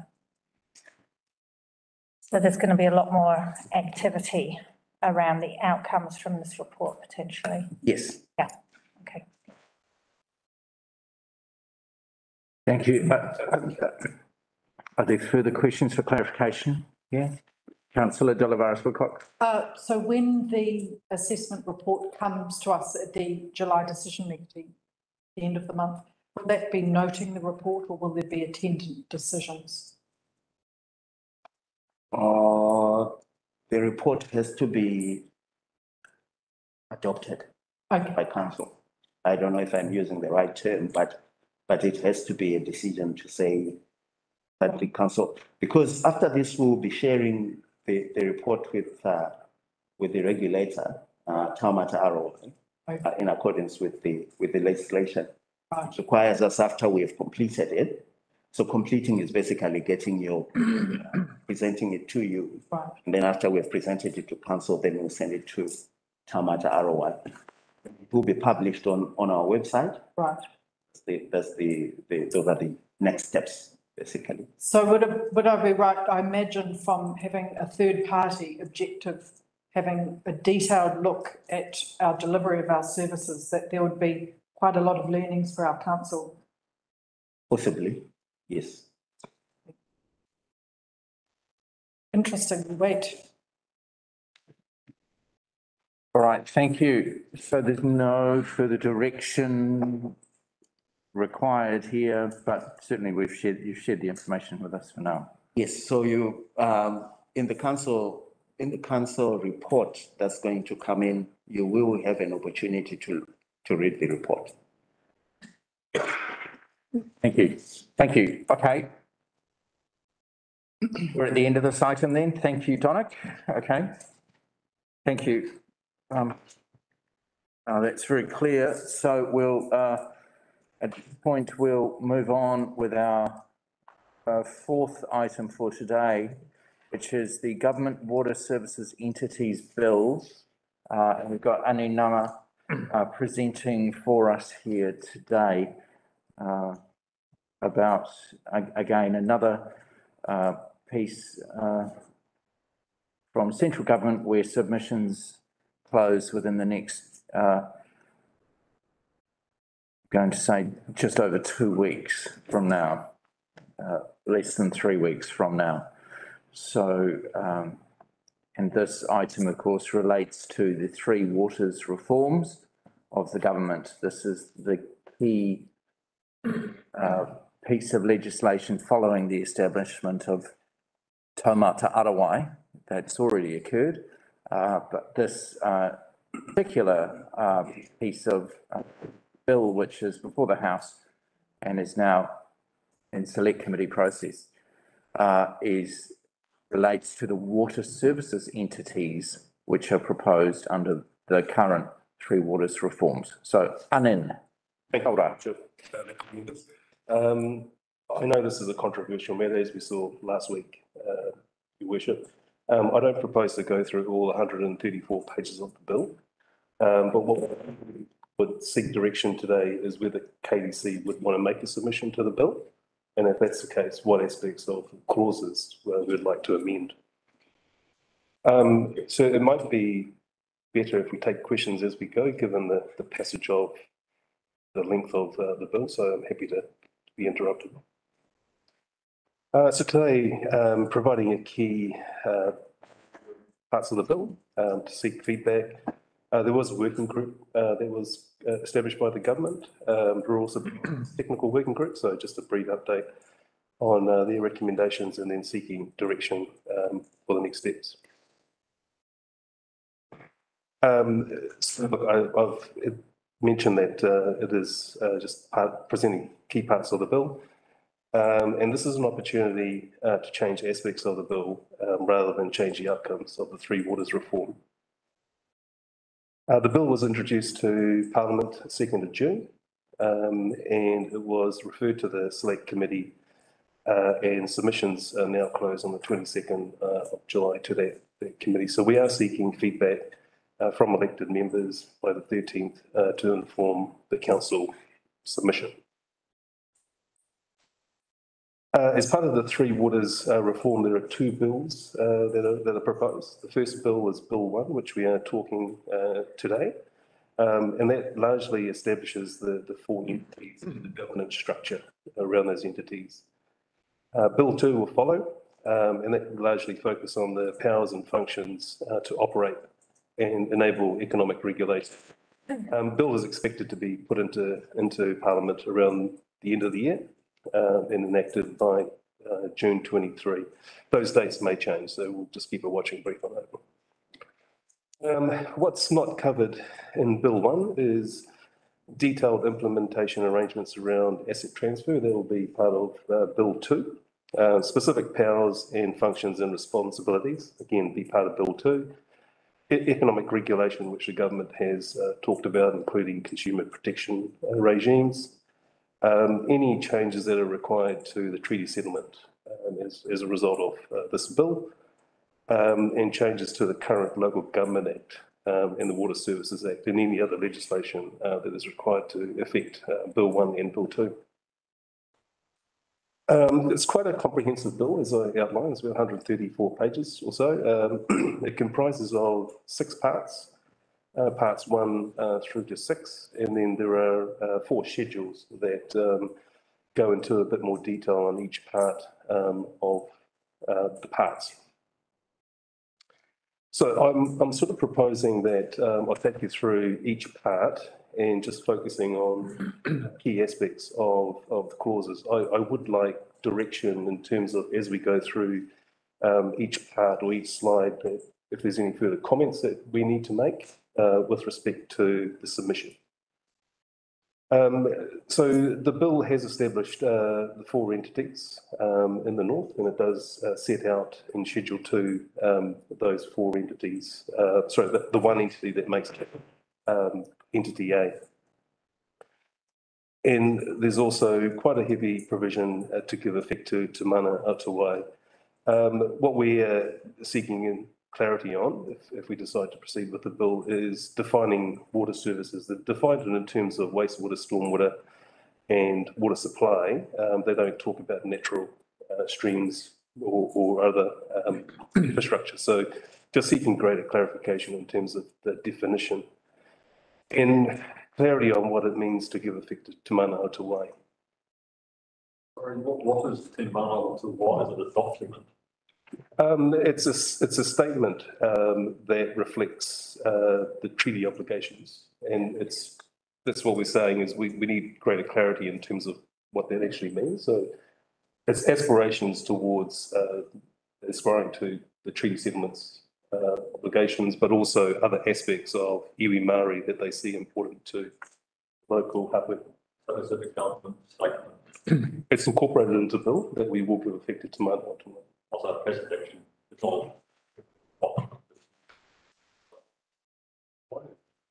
It's a statement that's used throughout quite a few government documents and legislations, and Te Mana Atawai has to be defined by local Māori hapu.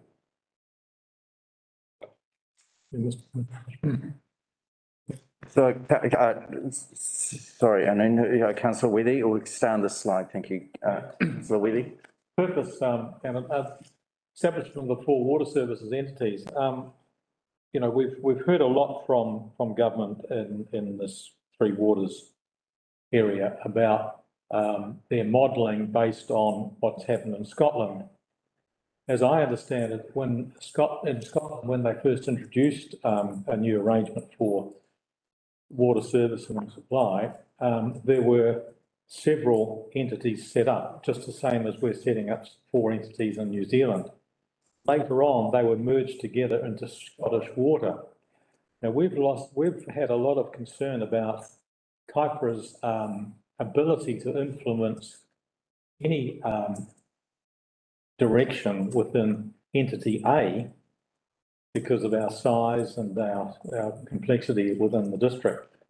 If there was a similar merger of the 4 at some later date, the 4 entities into one New Zealand-wide, like Scottish Water, like New Zealand Water, our ability to influence whatever it was before would certainly just about disappear in terms of the larger entity.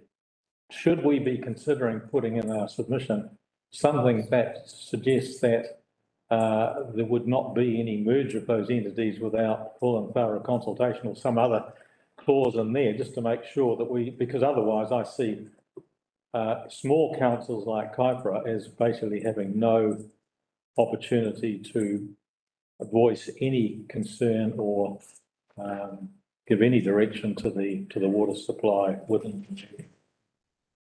Yes. You just have to find the relevant clauses that it applies to, but I'm sure there's provision in there to do so. Yeah.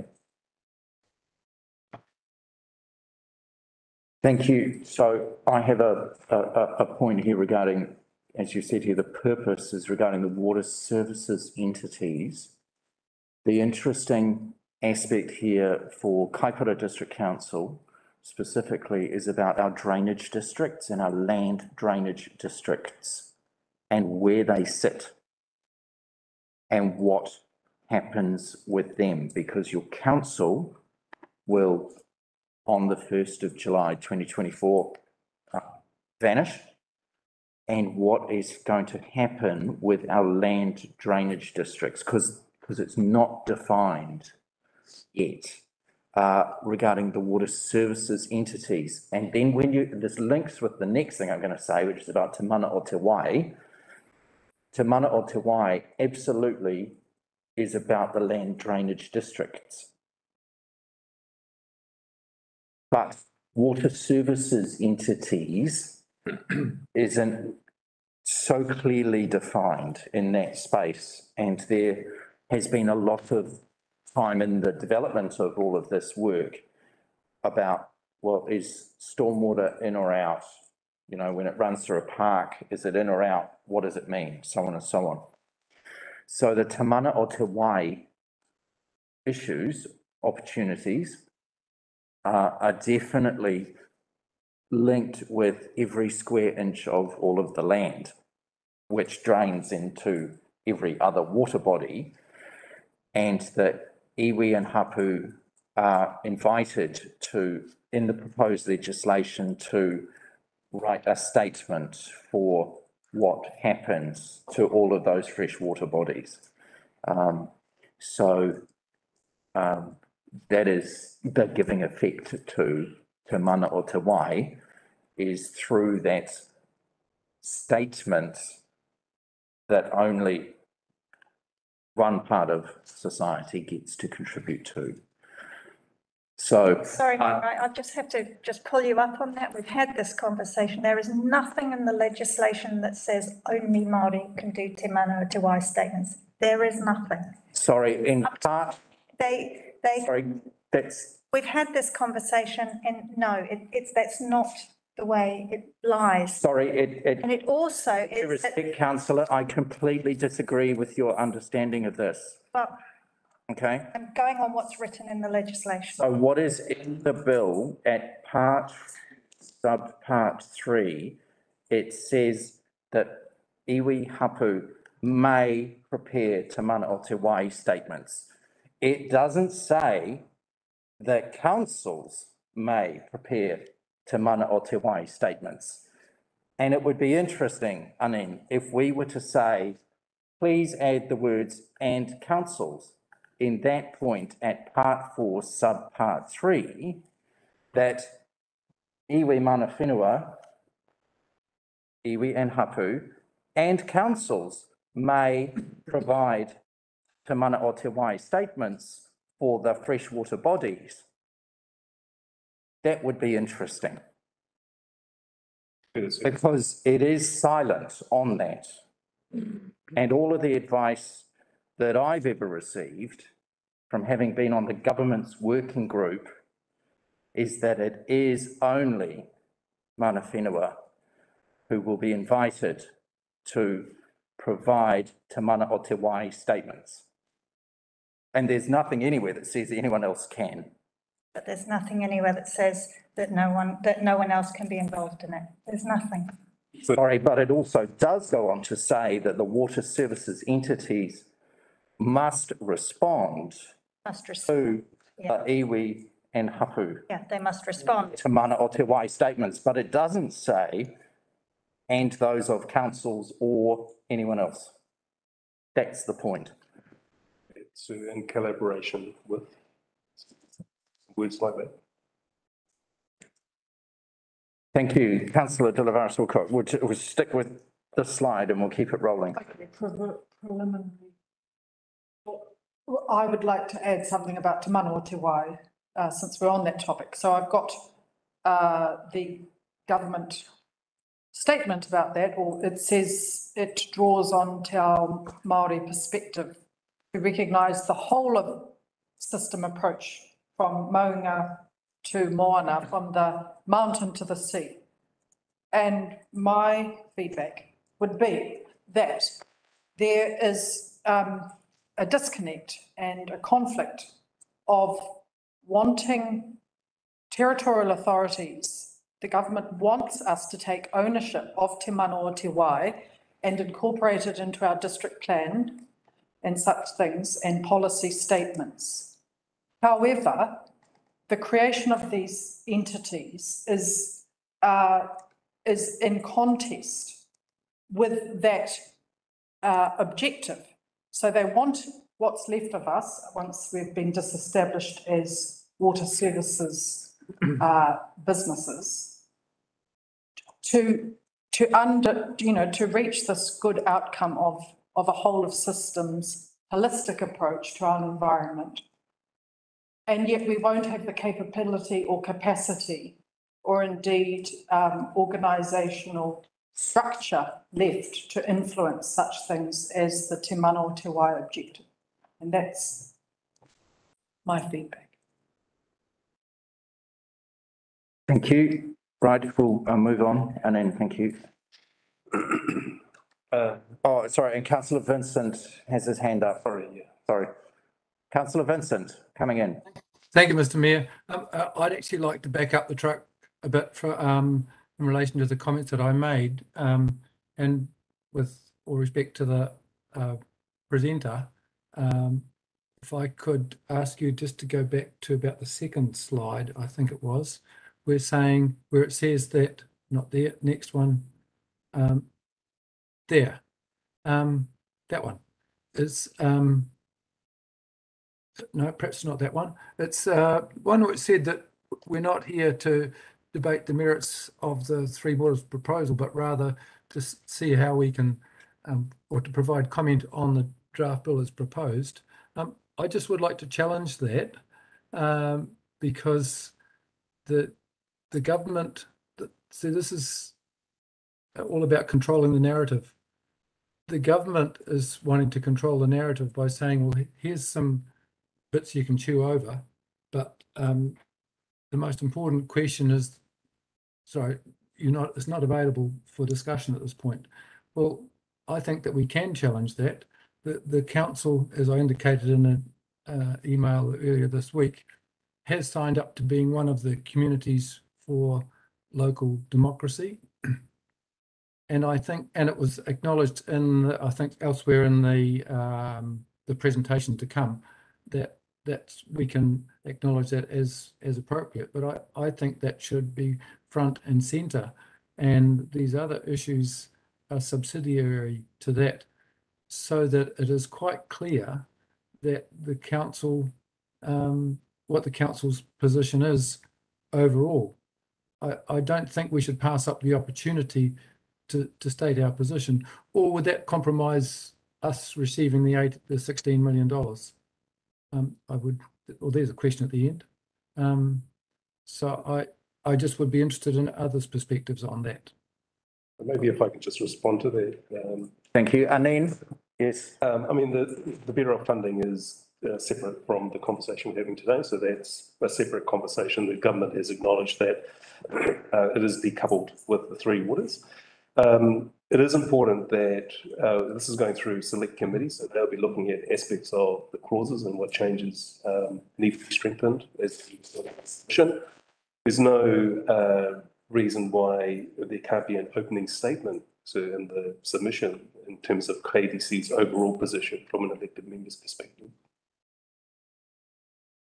Yeah, I guess from my perspective, it's a bit like, let's say you want an ice cream, you ask for an ice cream, and I say, no, you can't have an ice cream, but you can have either an orange or an apple.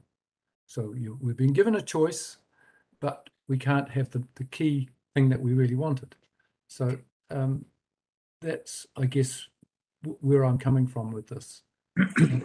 And we can tinker around with making modifications. And it may well be that these are important things that you're raising, Anine, and I appreciate you doing that. However, I guess at a political level, something stronger is perhaps required. My suggestion. Thank you, Councillor Vincent. So, Anine, you've suggested here that we could have a statement at the beginning of our submission here about the overall position of Kaipara District Council in this space.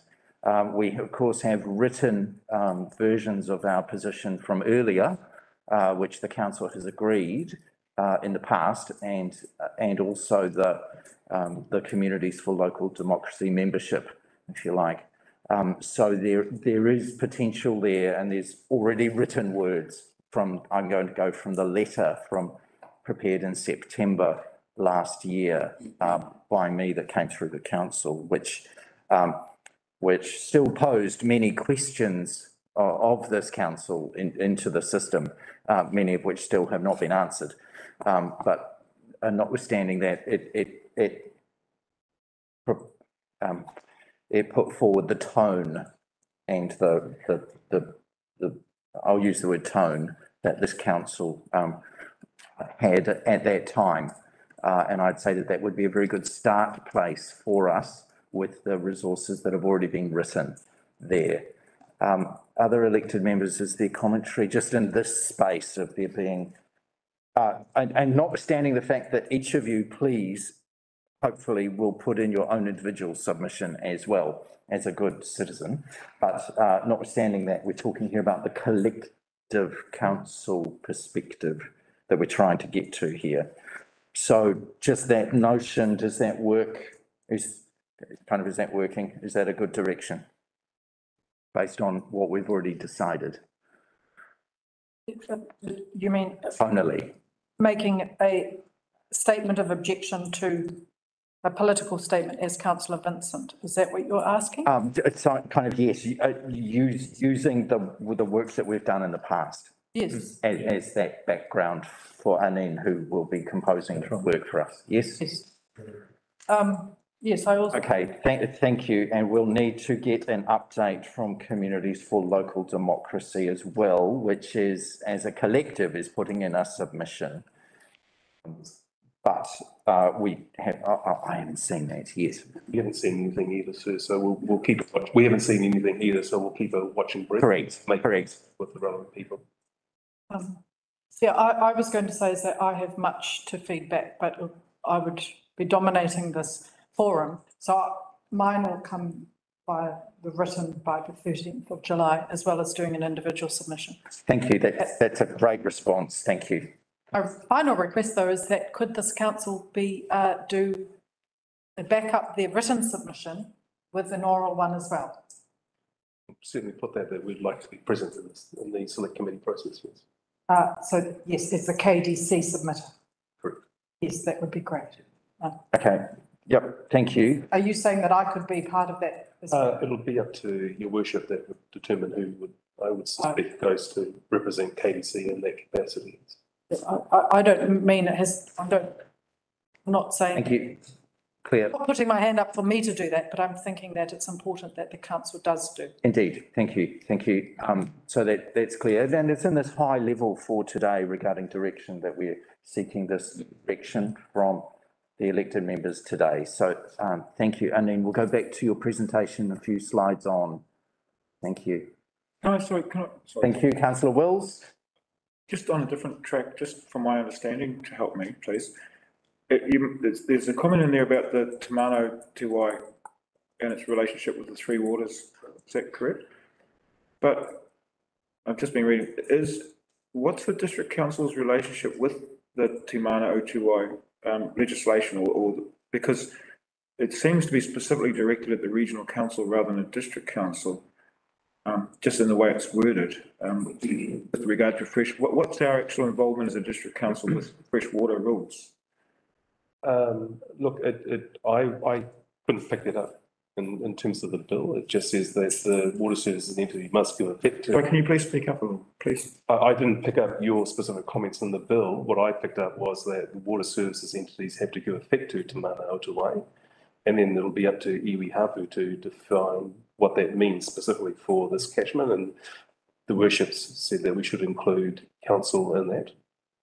But my understanding is that everybody would have, once that statement is agreed, aspirations to delivering a statement, including regional councils and local councils, if there's an aspect of local council input. Thank you. I'm just trying to get an understanding because there's a crossover between district councils and regional council responsibility. And it just appears in their document, which was that it was largely directed Te Mana Otuai was largely directed at regional councils rather than us, and that's why I'm interested that they were asking for our feedback with regard to how that fits in with the Three Waters legislation. So one of the, if I can add, so the regional council already does with iwi and hapu Te Mana Otuai. Yeah. It is already doing work in that space. So how do we? Currently, and so what is, and that's with their Ministry for the Environment work, yeah? So Te Mana Otuai is a known concept, it's not brand new. This is the first time that it's being applied regarding water pipes and water supply, and so it's moving away from just streams in the bush to a broader frame here. So it's a concept. So, I mean, but it's a concept's been around for a long time now. thank you. I understand the legislation's been in place for 8 years or whatever. But my question is that there's aspects to the Three Waters bill that we can put in from our both political and practical contribution. I just asked what we could contribute to that aspect that they've asked for, which is to do with the fresh water, if you like, because it's not something that we've actually participated in the past. That was why I was asking, because it's like there's multiple bases for us to contribute to this, and I just wondered how we could contribute without our background in that aspect. And as you mentioned, the regional council has led that part of it. I think there's two things, Your Worship. One, the aspects of stormwater has not been fully defined yet, and there is a working group that's currently working on it and make a recommendation to Department of Internal Affairs, largely around the land drainage aspects. But I would say that as officers, we endorse the concept of Te Mana Otuai, and I think collectively, and Councillor Curnow, that we add the words collaboration, or to some extent along those lines, that we jointly work with mana whenua in that regard. Look, this will be defined over time. There's no definition I can give you or clarity I can give you other than what's in the bill and what I'm presenting. And the reason for that is that work is still yet to be developed jointly with mana whenua. I was just trying to understand how we can contribute to one aspect when we don't have that background. I understand how we can contribute to make other comments and feedback. I just was trying to understand how that one fitted within our criteria. And the stormwater one is a very significant, well, drainage in there is a very significant one for us in this area. Thank you. So part two still continues, and then there's a whole lot of subparts to that.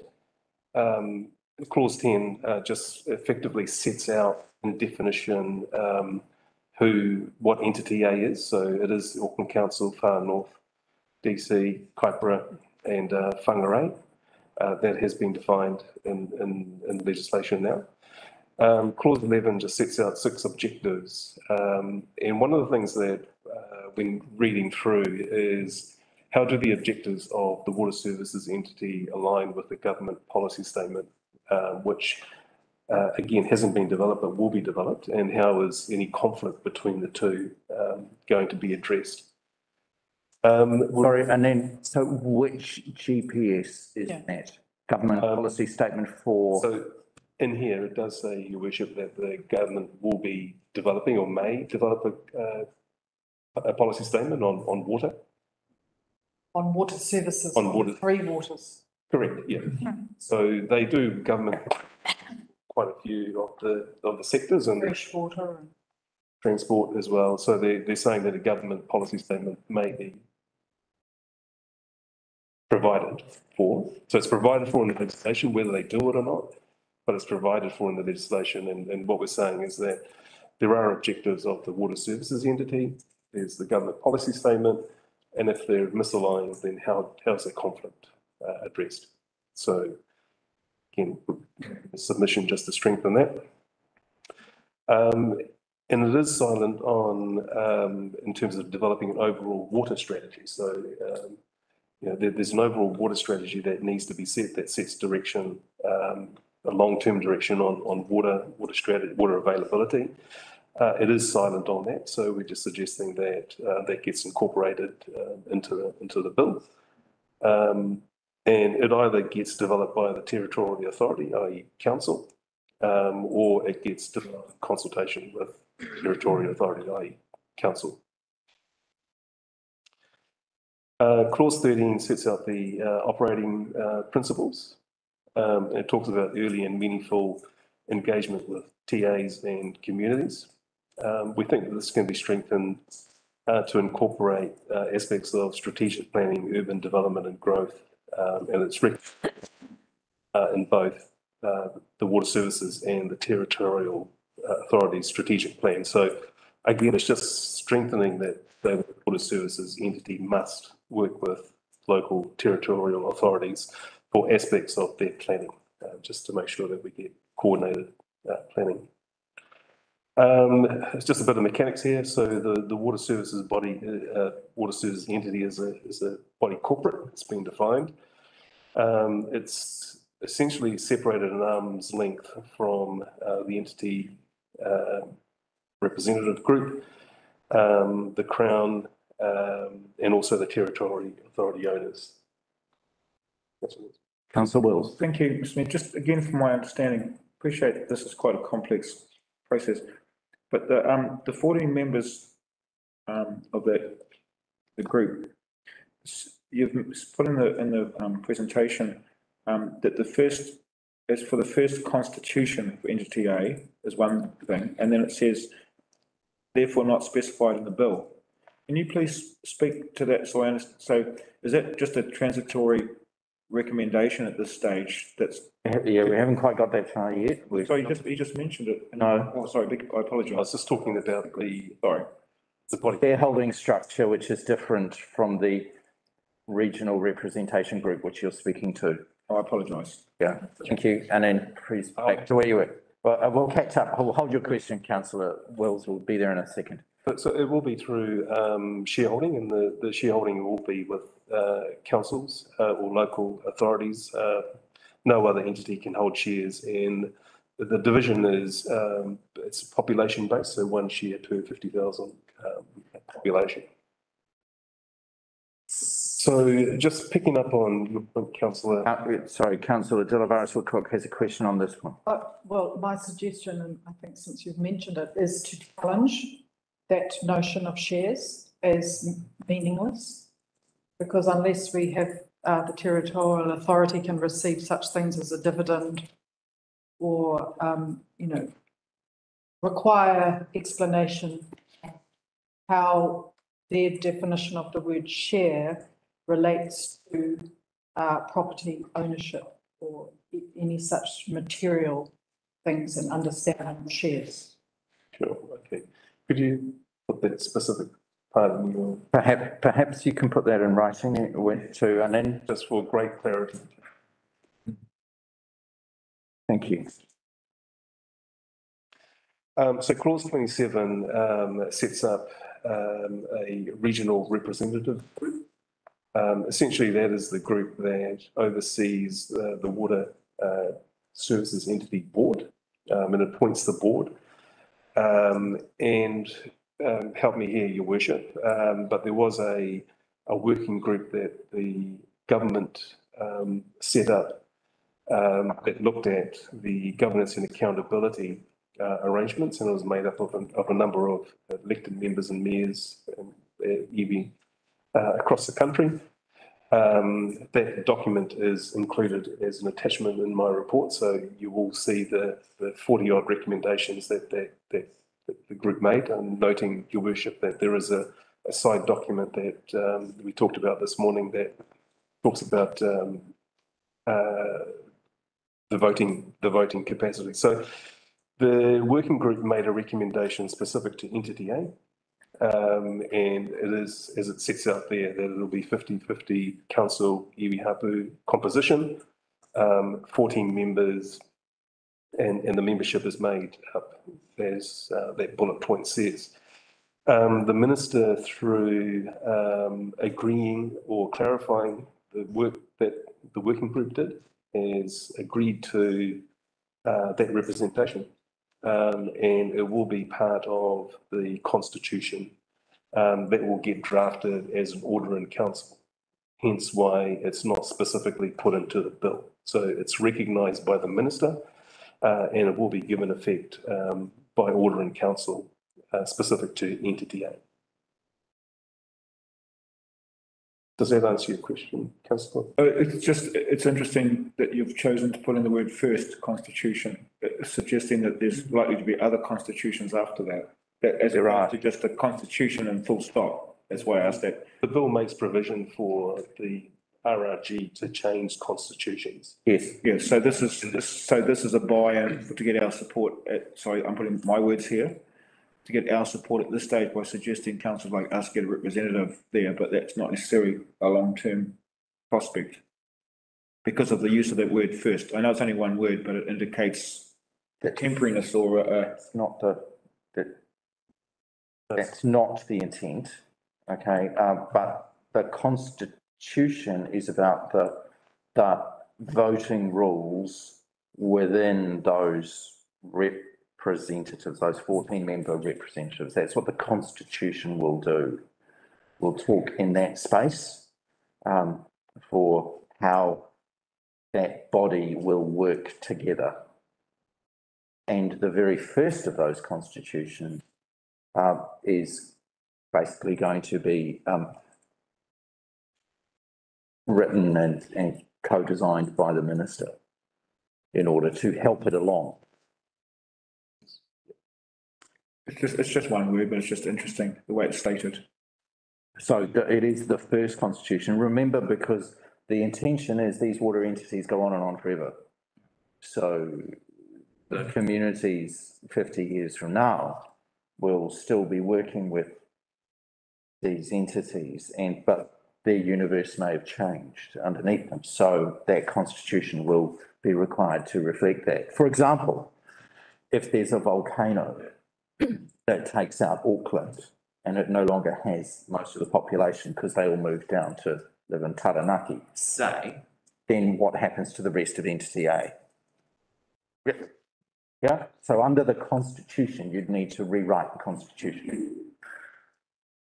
Yeah, look, Example. Yeah. Councillor, there's no constitution today, so they mean the first one of the entity. It doesn't mean that the constitution won't change, and there are provisions within the bill for that to occur. So is the entity A the only one where the makeup has changed after the recommendations from that working group compared to the other three? My understanding is that there is a specific governance arrangement that was set out in the recommendations, and the minister has agreed to it. There's no other entity that put forward a similar recommendation. Thank you. Yeah. Councillor Wilson-Collins. I might have misheard, sorry, morning. But did you say that it's not in the Act how many representatives can be on the? Yeah, so let me just clarify. No, Specifying for NTA, so this is general, no fewer than 12 and no more than 14. But they've specified for entity A that it will be 14, and this is how it'll be broken down, yeah. Okay. Good luck to the rest of the country. Basically, got 4 counts. So I appreciate that. Yes, It is quite Yeah. Gets tricky then. Sorry, I do appreciate it's quite complex because you need to read the bill and the recommendations of the working group in conjunction with the schedules. It's quite a bit of navigation that's required. But I thought I'd just put up the key points to bring out.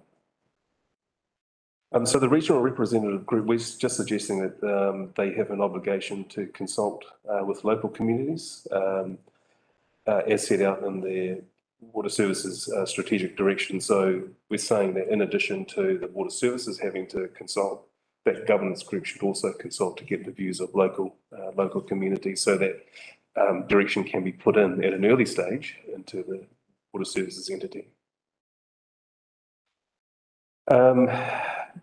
Part 5, it establishes, in clause 45, sorry, my apologies, also allows for a membership of a regional advisory panel. Now, what we're saying is that the regional advisory panel should have clear objectives in terms of their purpose and what their function is for. And we're also saying that the water services must establish one or more, the bill says may. And what we're saying is that they must, in terms of getting the community voice, into the provisions of the three waters going forward. If I could jump in, I'm a little bit unsure of the difference between, like, is there, and again, I think it comes to your point, we need clarification on the role of the advisory panels, because to my mind, there's probably an opportunity to do a lot more granular community consultation as well, that may not be what the advisory panel is. So I think you're right, that there is clarification needed there. Yeah. And it may be that you don't need lots of advisory panels if you've got another structure of community cells or whatever, beneath that. But I'm wondering whether there's something in there that there needs to be some kind of strategy, and maybe we're getting into operational detail, but some kind of strategy around stakeholder engagement, so that the entity is required to think this through and look at their communities of interest, etc., and make sure that they're addressing how to engage with those different communities of interest. Yes, yeah. That was what triggered in my mind. It does get picked up a little bit later on in the presentation, but I think it needs to come in terms of the regional advisory panel, because actually they are. At the moment, they're the only statutory requirement in terms of engagement, and I don't know that it's enough at that level, just as it is in here. I think the intention is that there's more, but the statutory is only there, and it seems a bit light to me. And we're sort of wanting it lifted and defined a bit more. Yeah, definitely. Absolutely. It's a little bit back, but anyway, clause 32, the method of appointing the territorial authority representatives to the group and also the panel. I would like, in sharing and for my feedback, that there is no provision for there to be any elected member representation by default, and therefore it could happen that the whole of the regional representative group and the panel are appointed, i.e. there's no elected accountability. So there is a clause that says the makeup could be an elected member, the chief executive, or a senior officer of the organisation. Yes, but there's no saying, so for example, in Auckland, so they have 4 representatives. They could appoint 1 chief executive and other senior staff. But it doesn't say that there must be an elected representative as one of their 4. So are you saying no elected or should be elected? Well, yes, I'm saying that. Because the bill does make provision for an elected member or chief or. That's right. And so that's my very point, is that Kaipara, because Kaipara just have 1, we could just say, well, we'll put the chief executive. Therefore, there's no electoral accountability for that person in that role. So Councillor De Lavares-Woodcock, are you saying that whoever should be the council representatives should be an elected representative, not a chief executive or a staff person? Is that what you're saying? It's kind of what I'm saying, but that's also difficult, because it could be that that person lacks the skills to have such a serious role. But my general point is that the governance framework denies New Zealand citizens a body that represents and has electoral accountability in it for their water. And so it's a general complaint about the whole structure of the bill. But there is no guarantee, just say, there is no guarantee of electoral accountability in the proposed governance framework. Through you, Chair, I would say that it will be up to this committee to determine. Yeah, it was right. The council makes the appointment. Council makes the decision, and if there's an elected member who is adequately skilled and has the right knowledge, then that could be the right person. But it's about having the right skills and knowledge at the table and accountable to the councils. But then again, that brings in the proposition of how does the council pick that person? And that's for the council. That's for the council to decide. And each. But there's no guarantee, so it could be by mayoral appointment, for example. So that's. And cross those bridges as we come to them, if you like. So it is uncertain, but so it is certainly uncertain. Councillor Wilson-Collins. My point was made by our wonderful staff. Thank you. Okay, thank you. Thank you. Councillor Weddy. One thing, on the next, part two, yeah, there we go. Still on, yeah. Just on the regional advisory panels, you're talking about having clear objectives, and it may be covered there, and I haven't picked it up. But it's great to have the regional advisory panels out there and doing the consultation, et cetera, with the, but isn't there in there anything like that the entities must have due regard for any recommendations put in? In other words, you have the body out there, but unless they've got some requirement to at least take note of what the recommenders are and take due regard of that, is there anything in there? No, So what's the point of having a regional advisory panel? So they do give, through you, Chair, they do give direction to the RRG. So there is provision. There is? Yeah, sure, okay, because otherwise they're neutered, aren't they? They haven't got any real role. The word guidance would be the point of what definition, but certainly they are advising the RAP, the RRG. And it's not just it is recommended that the entity's taken, because recommended things don't necessarily have a lot of notice taken of them. Yeah, and yes. It's like the Mangawhai Wastewater Advisory Panel. Yeah. You know, it's made recommendations, this council has made. But to be fair, we generally, that's exactly what we do with any community feedback. We take it on board and then we make a decision. And there have been decisions that we've made which have been out of line with the community feedback because we felt that we have other information. So that is a normal way for a council to behave. But no, councillor Curnow, so what can happen in the example that you have given is that if the community have felt that their elected representatives have ignored such thing as the advice from a panel, then the electoral accountability comes into play and they choose not to vote for you. Whereas here, and also this is a question that I have for Anin, is how, from my reading of the panel's work, there's an onus on it to be expansive in taking into account all of the diverse, disparate communities, say in Kaipara, and feed that back into the regional representative group. But am I right in that there's a tyranny of numbers there once again, because the panelists, if to have their issues come to the fore, are going to be in competition with the metropolitan area councils, who can direct the attention and the services and the funding and the investment, and ignore any of the sort of microcosmic level community aspirations or intentions for its.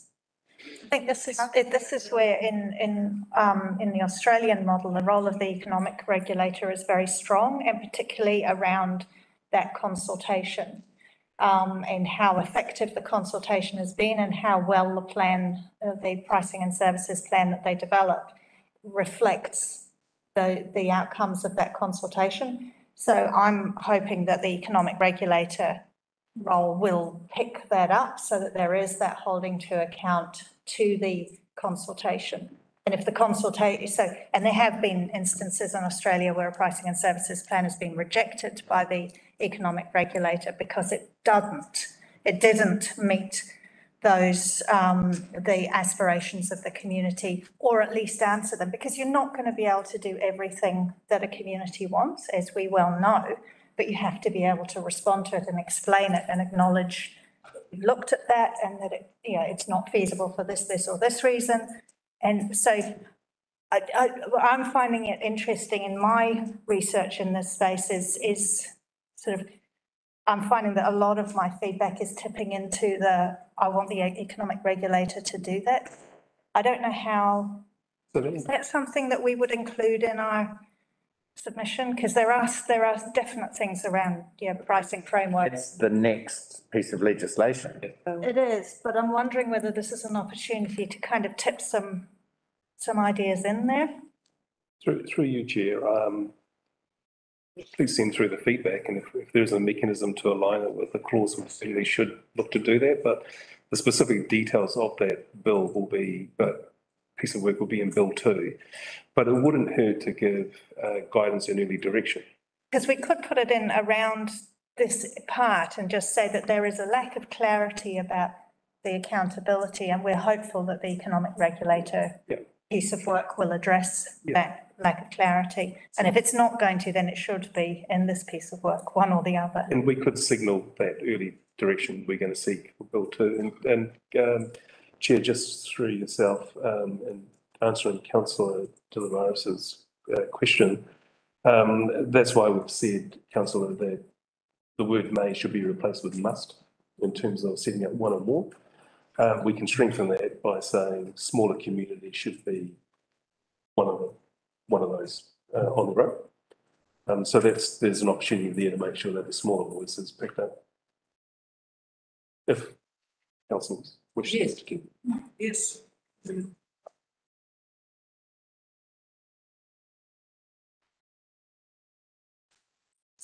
Watching the clock, we've kind of got a quarter of an hour left. Scheduled timing on this item, a short day, sorry. No, that's fine. So I'll go through.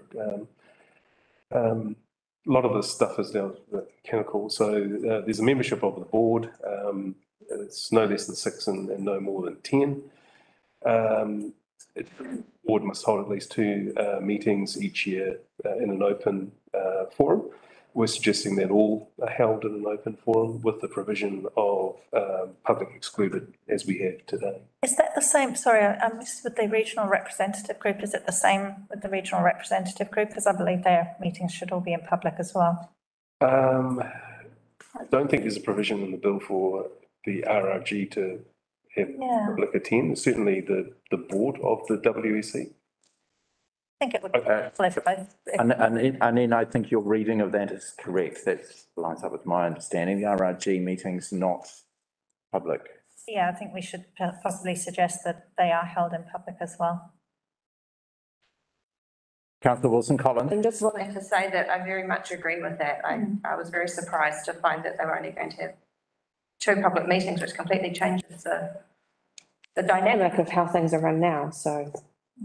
Yes, I just giving you my support for that and also the regional. How about we throw in there that the meetings are held at a location on a rotational basis of each of the member councils, so that those group members and the whole meeting happens. It would in be Kaipara. In here? Where would we? Beg your pardon? Where would Kaipara host such a meeting? Sorry, are you saying that of the board of the water entity, of the Northern Waters Board, or are you saying of the regional representation group? Sorry, which one of those bodies are you referring to? All of them. I think I'd rather that they have online capabilities and we keep the costs down for. One of my concerns with this is how many people have to get paid out of that entry. That would be a given that they had online. Yeah. Of course, for transparency, but you know, where is the board going to meet? Where is the group going to meet? Where are the panels going to meet? It would be great if they didn't all meet in Auckland, is what I'm saying. Through you, Chair, we can make that submission point that In addition to, the meetings held in public, they are rotated through the region. As far as possible. Transparency. So So I am conscious of time, so I will continue. So we've talked about the constitution. The first constitution will be done through regulation, which is part of Order and Council. Any amendments to the new constitution must be approved by the minister before it's effective, and that's written into the legislation. Part 3 just talks largely about the independence of the water services entity. So I did talk about it earlier on, that it is a shareholding, and it is at sort of arm's length from the territorial authorities and the regional representative group and the Crown. There is a strong clause in there around maintaining water services and basically cannot divest its ownership. Clause 117 does make a provision for contracting out of services, and if I want to explain that, it's essentially. Sorry, the clause 116 regarding the obligation to maintain water services, it can divest its ownership Cannot. with 75% 75%. of the Sorry. regional representation group agreeing to divest its ownership. And a referendum. And a poll, yes. Sorry, you are. Referendum with 75% in favour, yeah, so not just the RRG. but- Yeah, so it can do. So, and the challenge for us here in Kaipara is that we're only a tiny percentage of our population. If under that, the water entity could say, oh, we're going to get rid of all the water services in Kaipara district just to make entity A more efficient. And just cancel the rest, right? And or sell them. yeah. Then they And- would be meeting their other obligations under the Act in order to perform the services, so they couldn't do that. So, but the They thing is, have an they obligation to deliver services. and constitutionally, entity A could have constitutionally said that that's permissible, you see, so. Sorry, It's- if I take you, Hey, 16(3), 2, the water services entity needs to maintain its capacity to achieve its objectives, to perform or exercise duties, functions, and powers. but its objective There that you- its objectives are to be financially sustainable in what it's doing. And it's not, its objectives are not to provide water services equitably to everybody. Well, to promote an outcome that the entity has identified as important to the current and future well-being of consumers or communities in this entity's service areas. It doesn't say the biggest, it's communities, and there's a huge amount of emphasis in this legislation about obligation to deliver these services. So I'm Sorry. worried about that. But it's not, but way back at the very beginning of the water entities bill here, where you talk about the objectives for the water services entity, it doesn't talk about equitable services or equity or everyone having the same water standards available to them or any of those goals. It actually talks to financial sustainability of the entity. And which is a really simple principle, because then they just go, oh, we'll get rid of the expensive bits that are small and expensive, you know? And under the voting systems of the RRG, the Kaipara District Council's one person around the table has no sway at all in that. And even if the other two councils of Northland were to say, yeah, we're with you, Council of Kaipara, under the current proposals, even the three councils of Northland would be able to be outvoted by the other parts of the RRG. So for example, scenario, it could be, for example, that, I think this is helpful, to the RRG could say, we're going to meet our objectives, by instituting, a provision that all of Dargaville is, water tanks, provision of rainwater harvesting tanks for each of their residences But we're going to sell or divest the asset of the Waiatawa Reservoir. And that could happen by 75%. And so they'd still be meeting their objectives. And a referendum, so they. And a referendum. When we only have, but you know, and the referendum can be. But they also, skewed. their plans, assuming that we get the emphasis in the in the economic regulator that we're looking for, they would have to show that that is what the community wants, that that is the appropriate response to the needs of that community.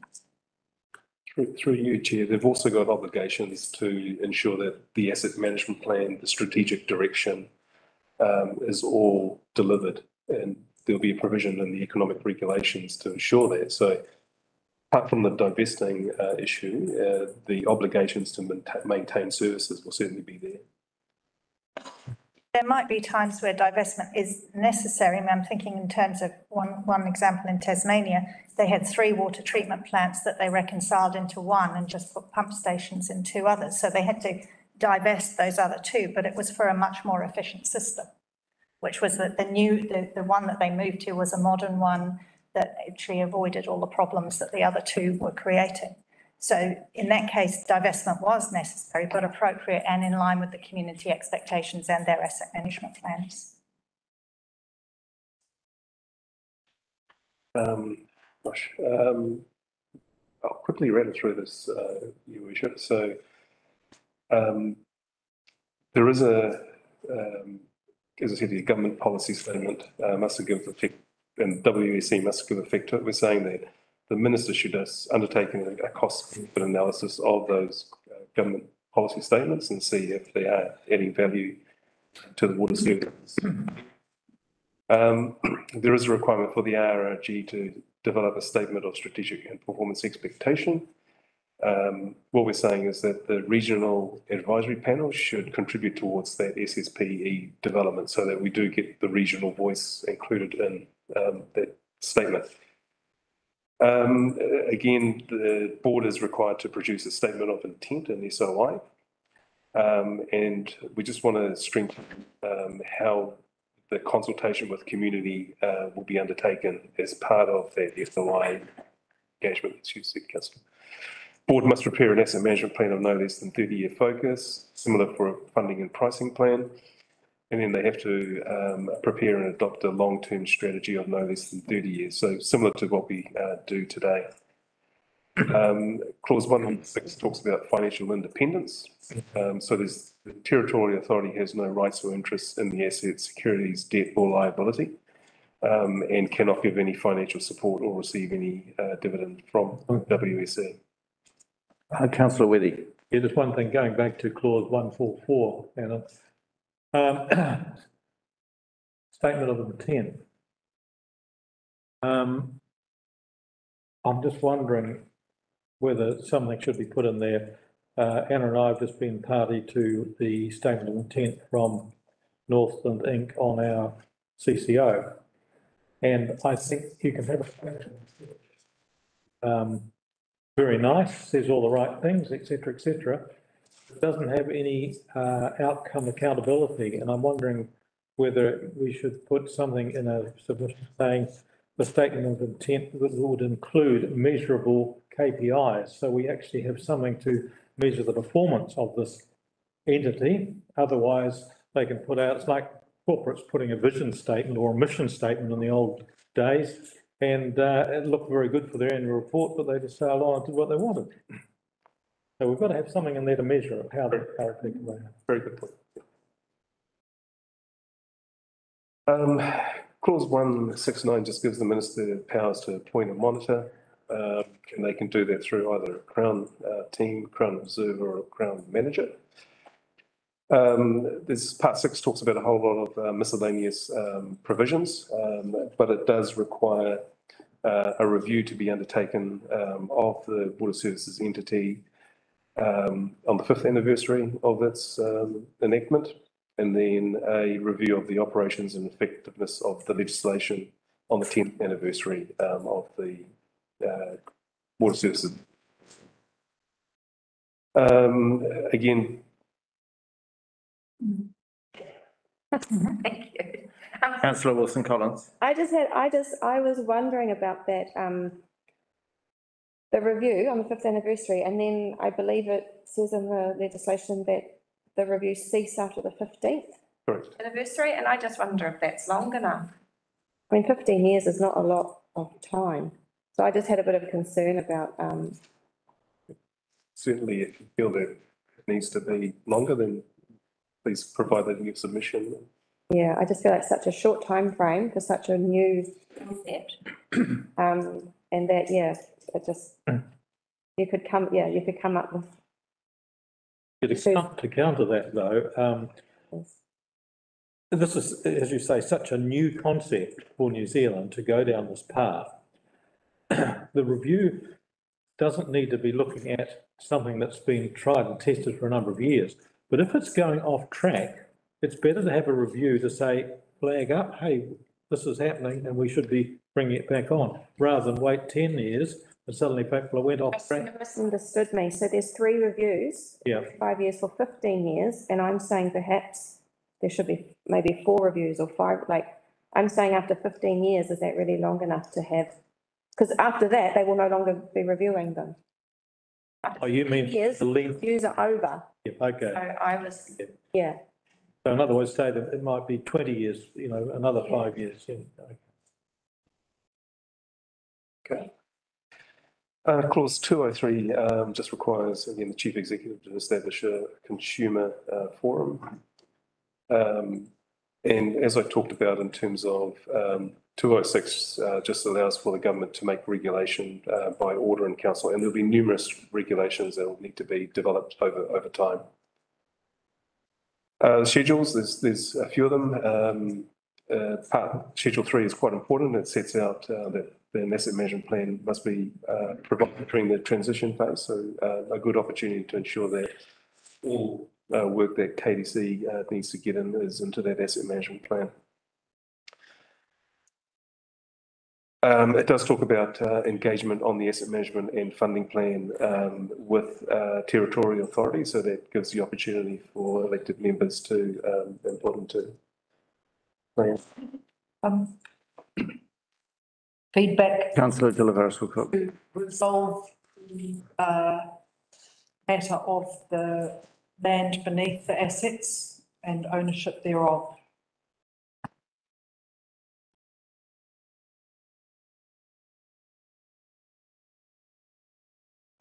Through you, Chair, we'll note if there's an opportunity to put that in, but that will largely be built.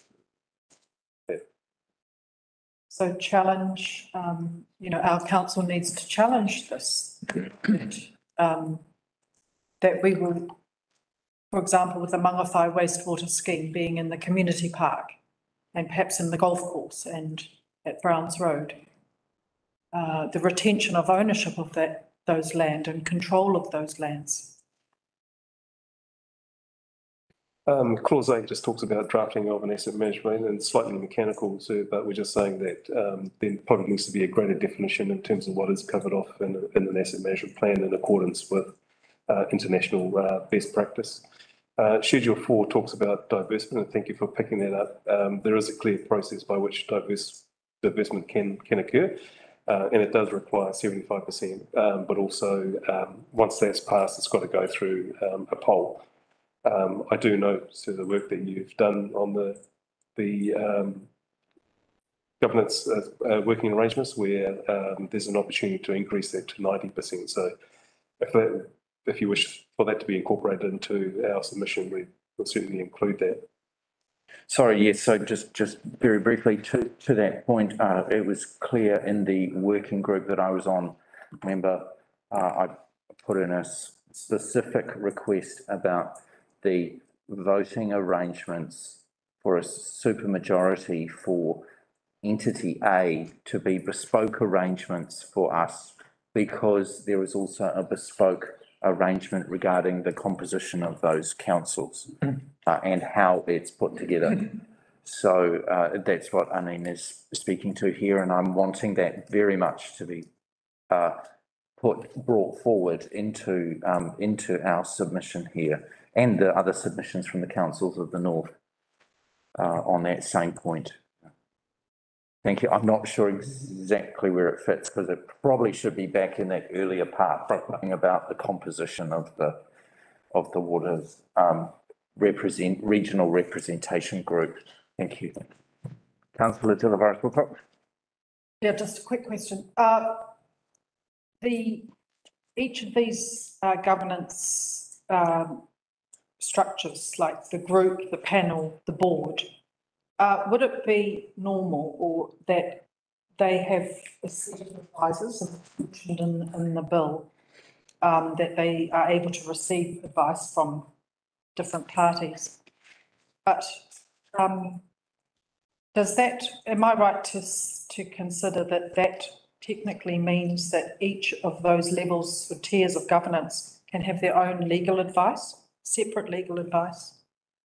And is it like a council where we can draw and commission our own, if there's their decisions, that each has discrete powers to commission legal advice on each of those governance tiers? So there's never been any discussion around different layers. It's just one system that is working in one direction and creates. Regarding different bits of legal advice are different. I'll explain this because when Auckland Council was created, there was a advice from the Royal Commission that they should just have a Māori ward and for inbuilt representation. That was ignored, and then when they created an independent Māori advisory board or panel to advise Auckland Council, that board said we want our own secretariat, our own administration services, our own legal representation and advice, and that created a whole nother layer and cost that the council had never ever anticipated that it would cost. And so that's what I'm asking, is that each, if you're going to have a panel, if it's going to have any clout or credibility, it's going to seek advice from different services, professional services. So that's some feedback. Would that be right though, Anna? The way I read, through you, Chair, the way I read the legislation is that the RRG and the RAP don't get paid. They are effectively elected members.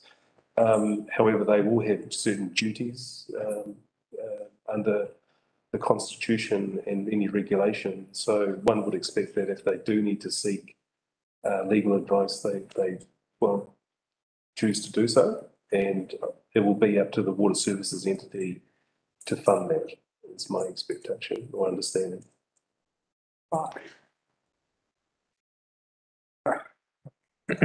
I'd also say it's yet to be determined about remuneration of RRG members. It's yet to be determined. That's a matter for the constitutions of each of the entities. We've got Councillor Vincent with his hand up. I'm mindful of the time because we're over time on this now. Okay, won't be long, Mr. Mayor. And then you might be able to confirm for me these issues as raised by Councillor De La Varas-Wilcox. I was concerned too regarding proprietorship of the areas like water catchment areas, the water supply dam, and the Browns Road effluent disposal farm. I don't think that would be covered by this particular piece of legislation, or is that one of the gaps that's going to be filled in subsequently? Absolutely be covered by it. Through you, Chair. Yeah, it'll be the one of my earlier slides talked about asset transfer. That will be part of Bill 2, and my understanding is that if it's predominantly for water services purposes, then it will be transferred through. Where it's primarily not, then obviously there's a conversation that the water services entity and the council will have, but we will have to, that will be a further piece of work that will come throughout the year that we'll just need to keep an eye on. Okay, thank you. And again, councillor Vincent, I'd say under the principles of Te Mana o Te Wai, if we come back to that as a core part of this legislation, then it covers everything. It's all connected, huh? It's all connected, yes. Mm. Yeah.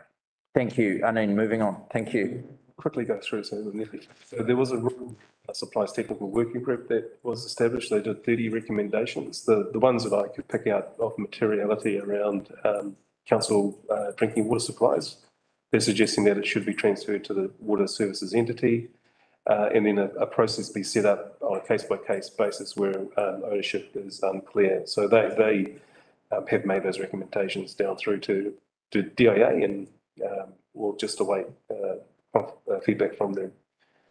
So next steps, we're seeking direction from the elected members whether submission should be made, and then what aspects of the clauses that we should strengthen or comment on.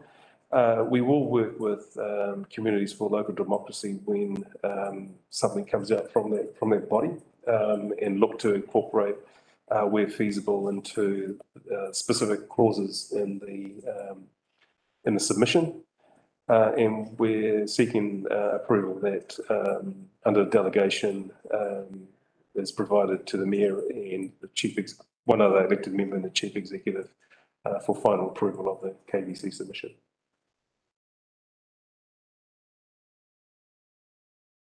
Thank you. Thank you. So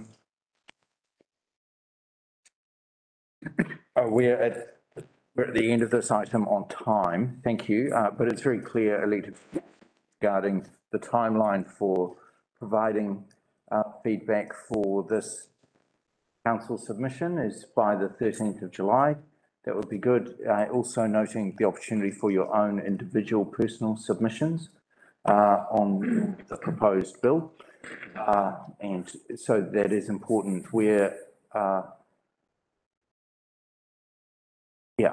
And we're needing to have another elected member to work with me and the chief executive on this documentation here. So regarding a process for that, I'm kind of going to lean on Mr. Maris here, but regarding a process for that, it's if you like, the paper will end up coming to the council to be noted.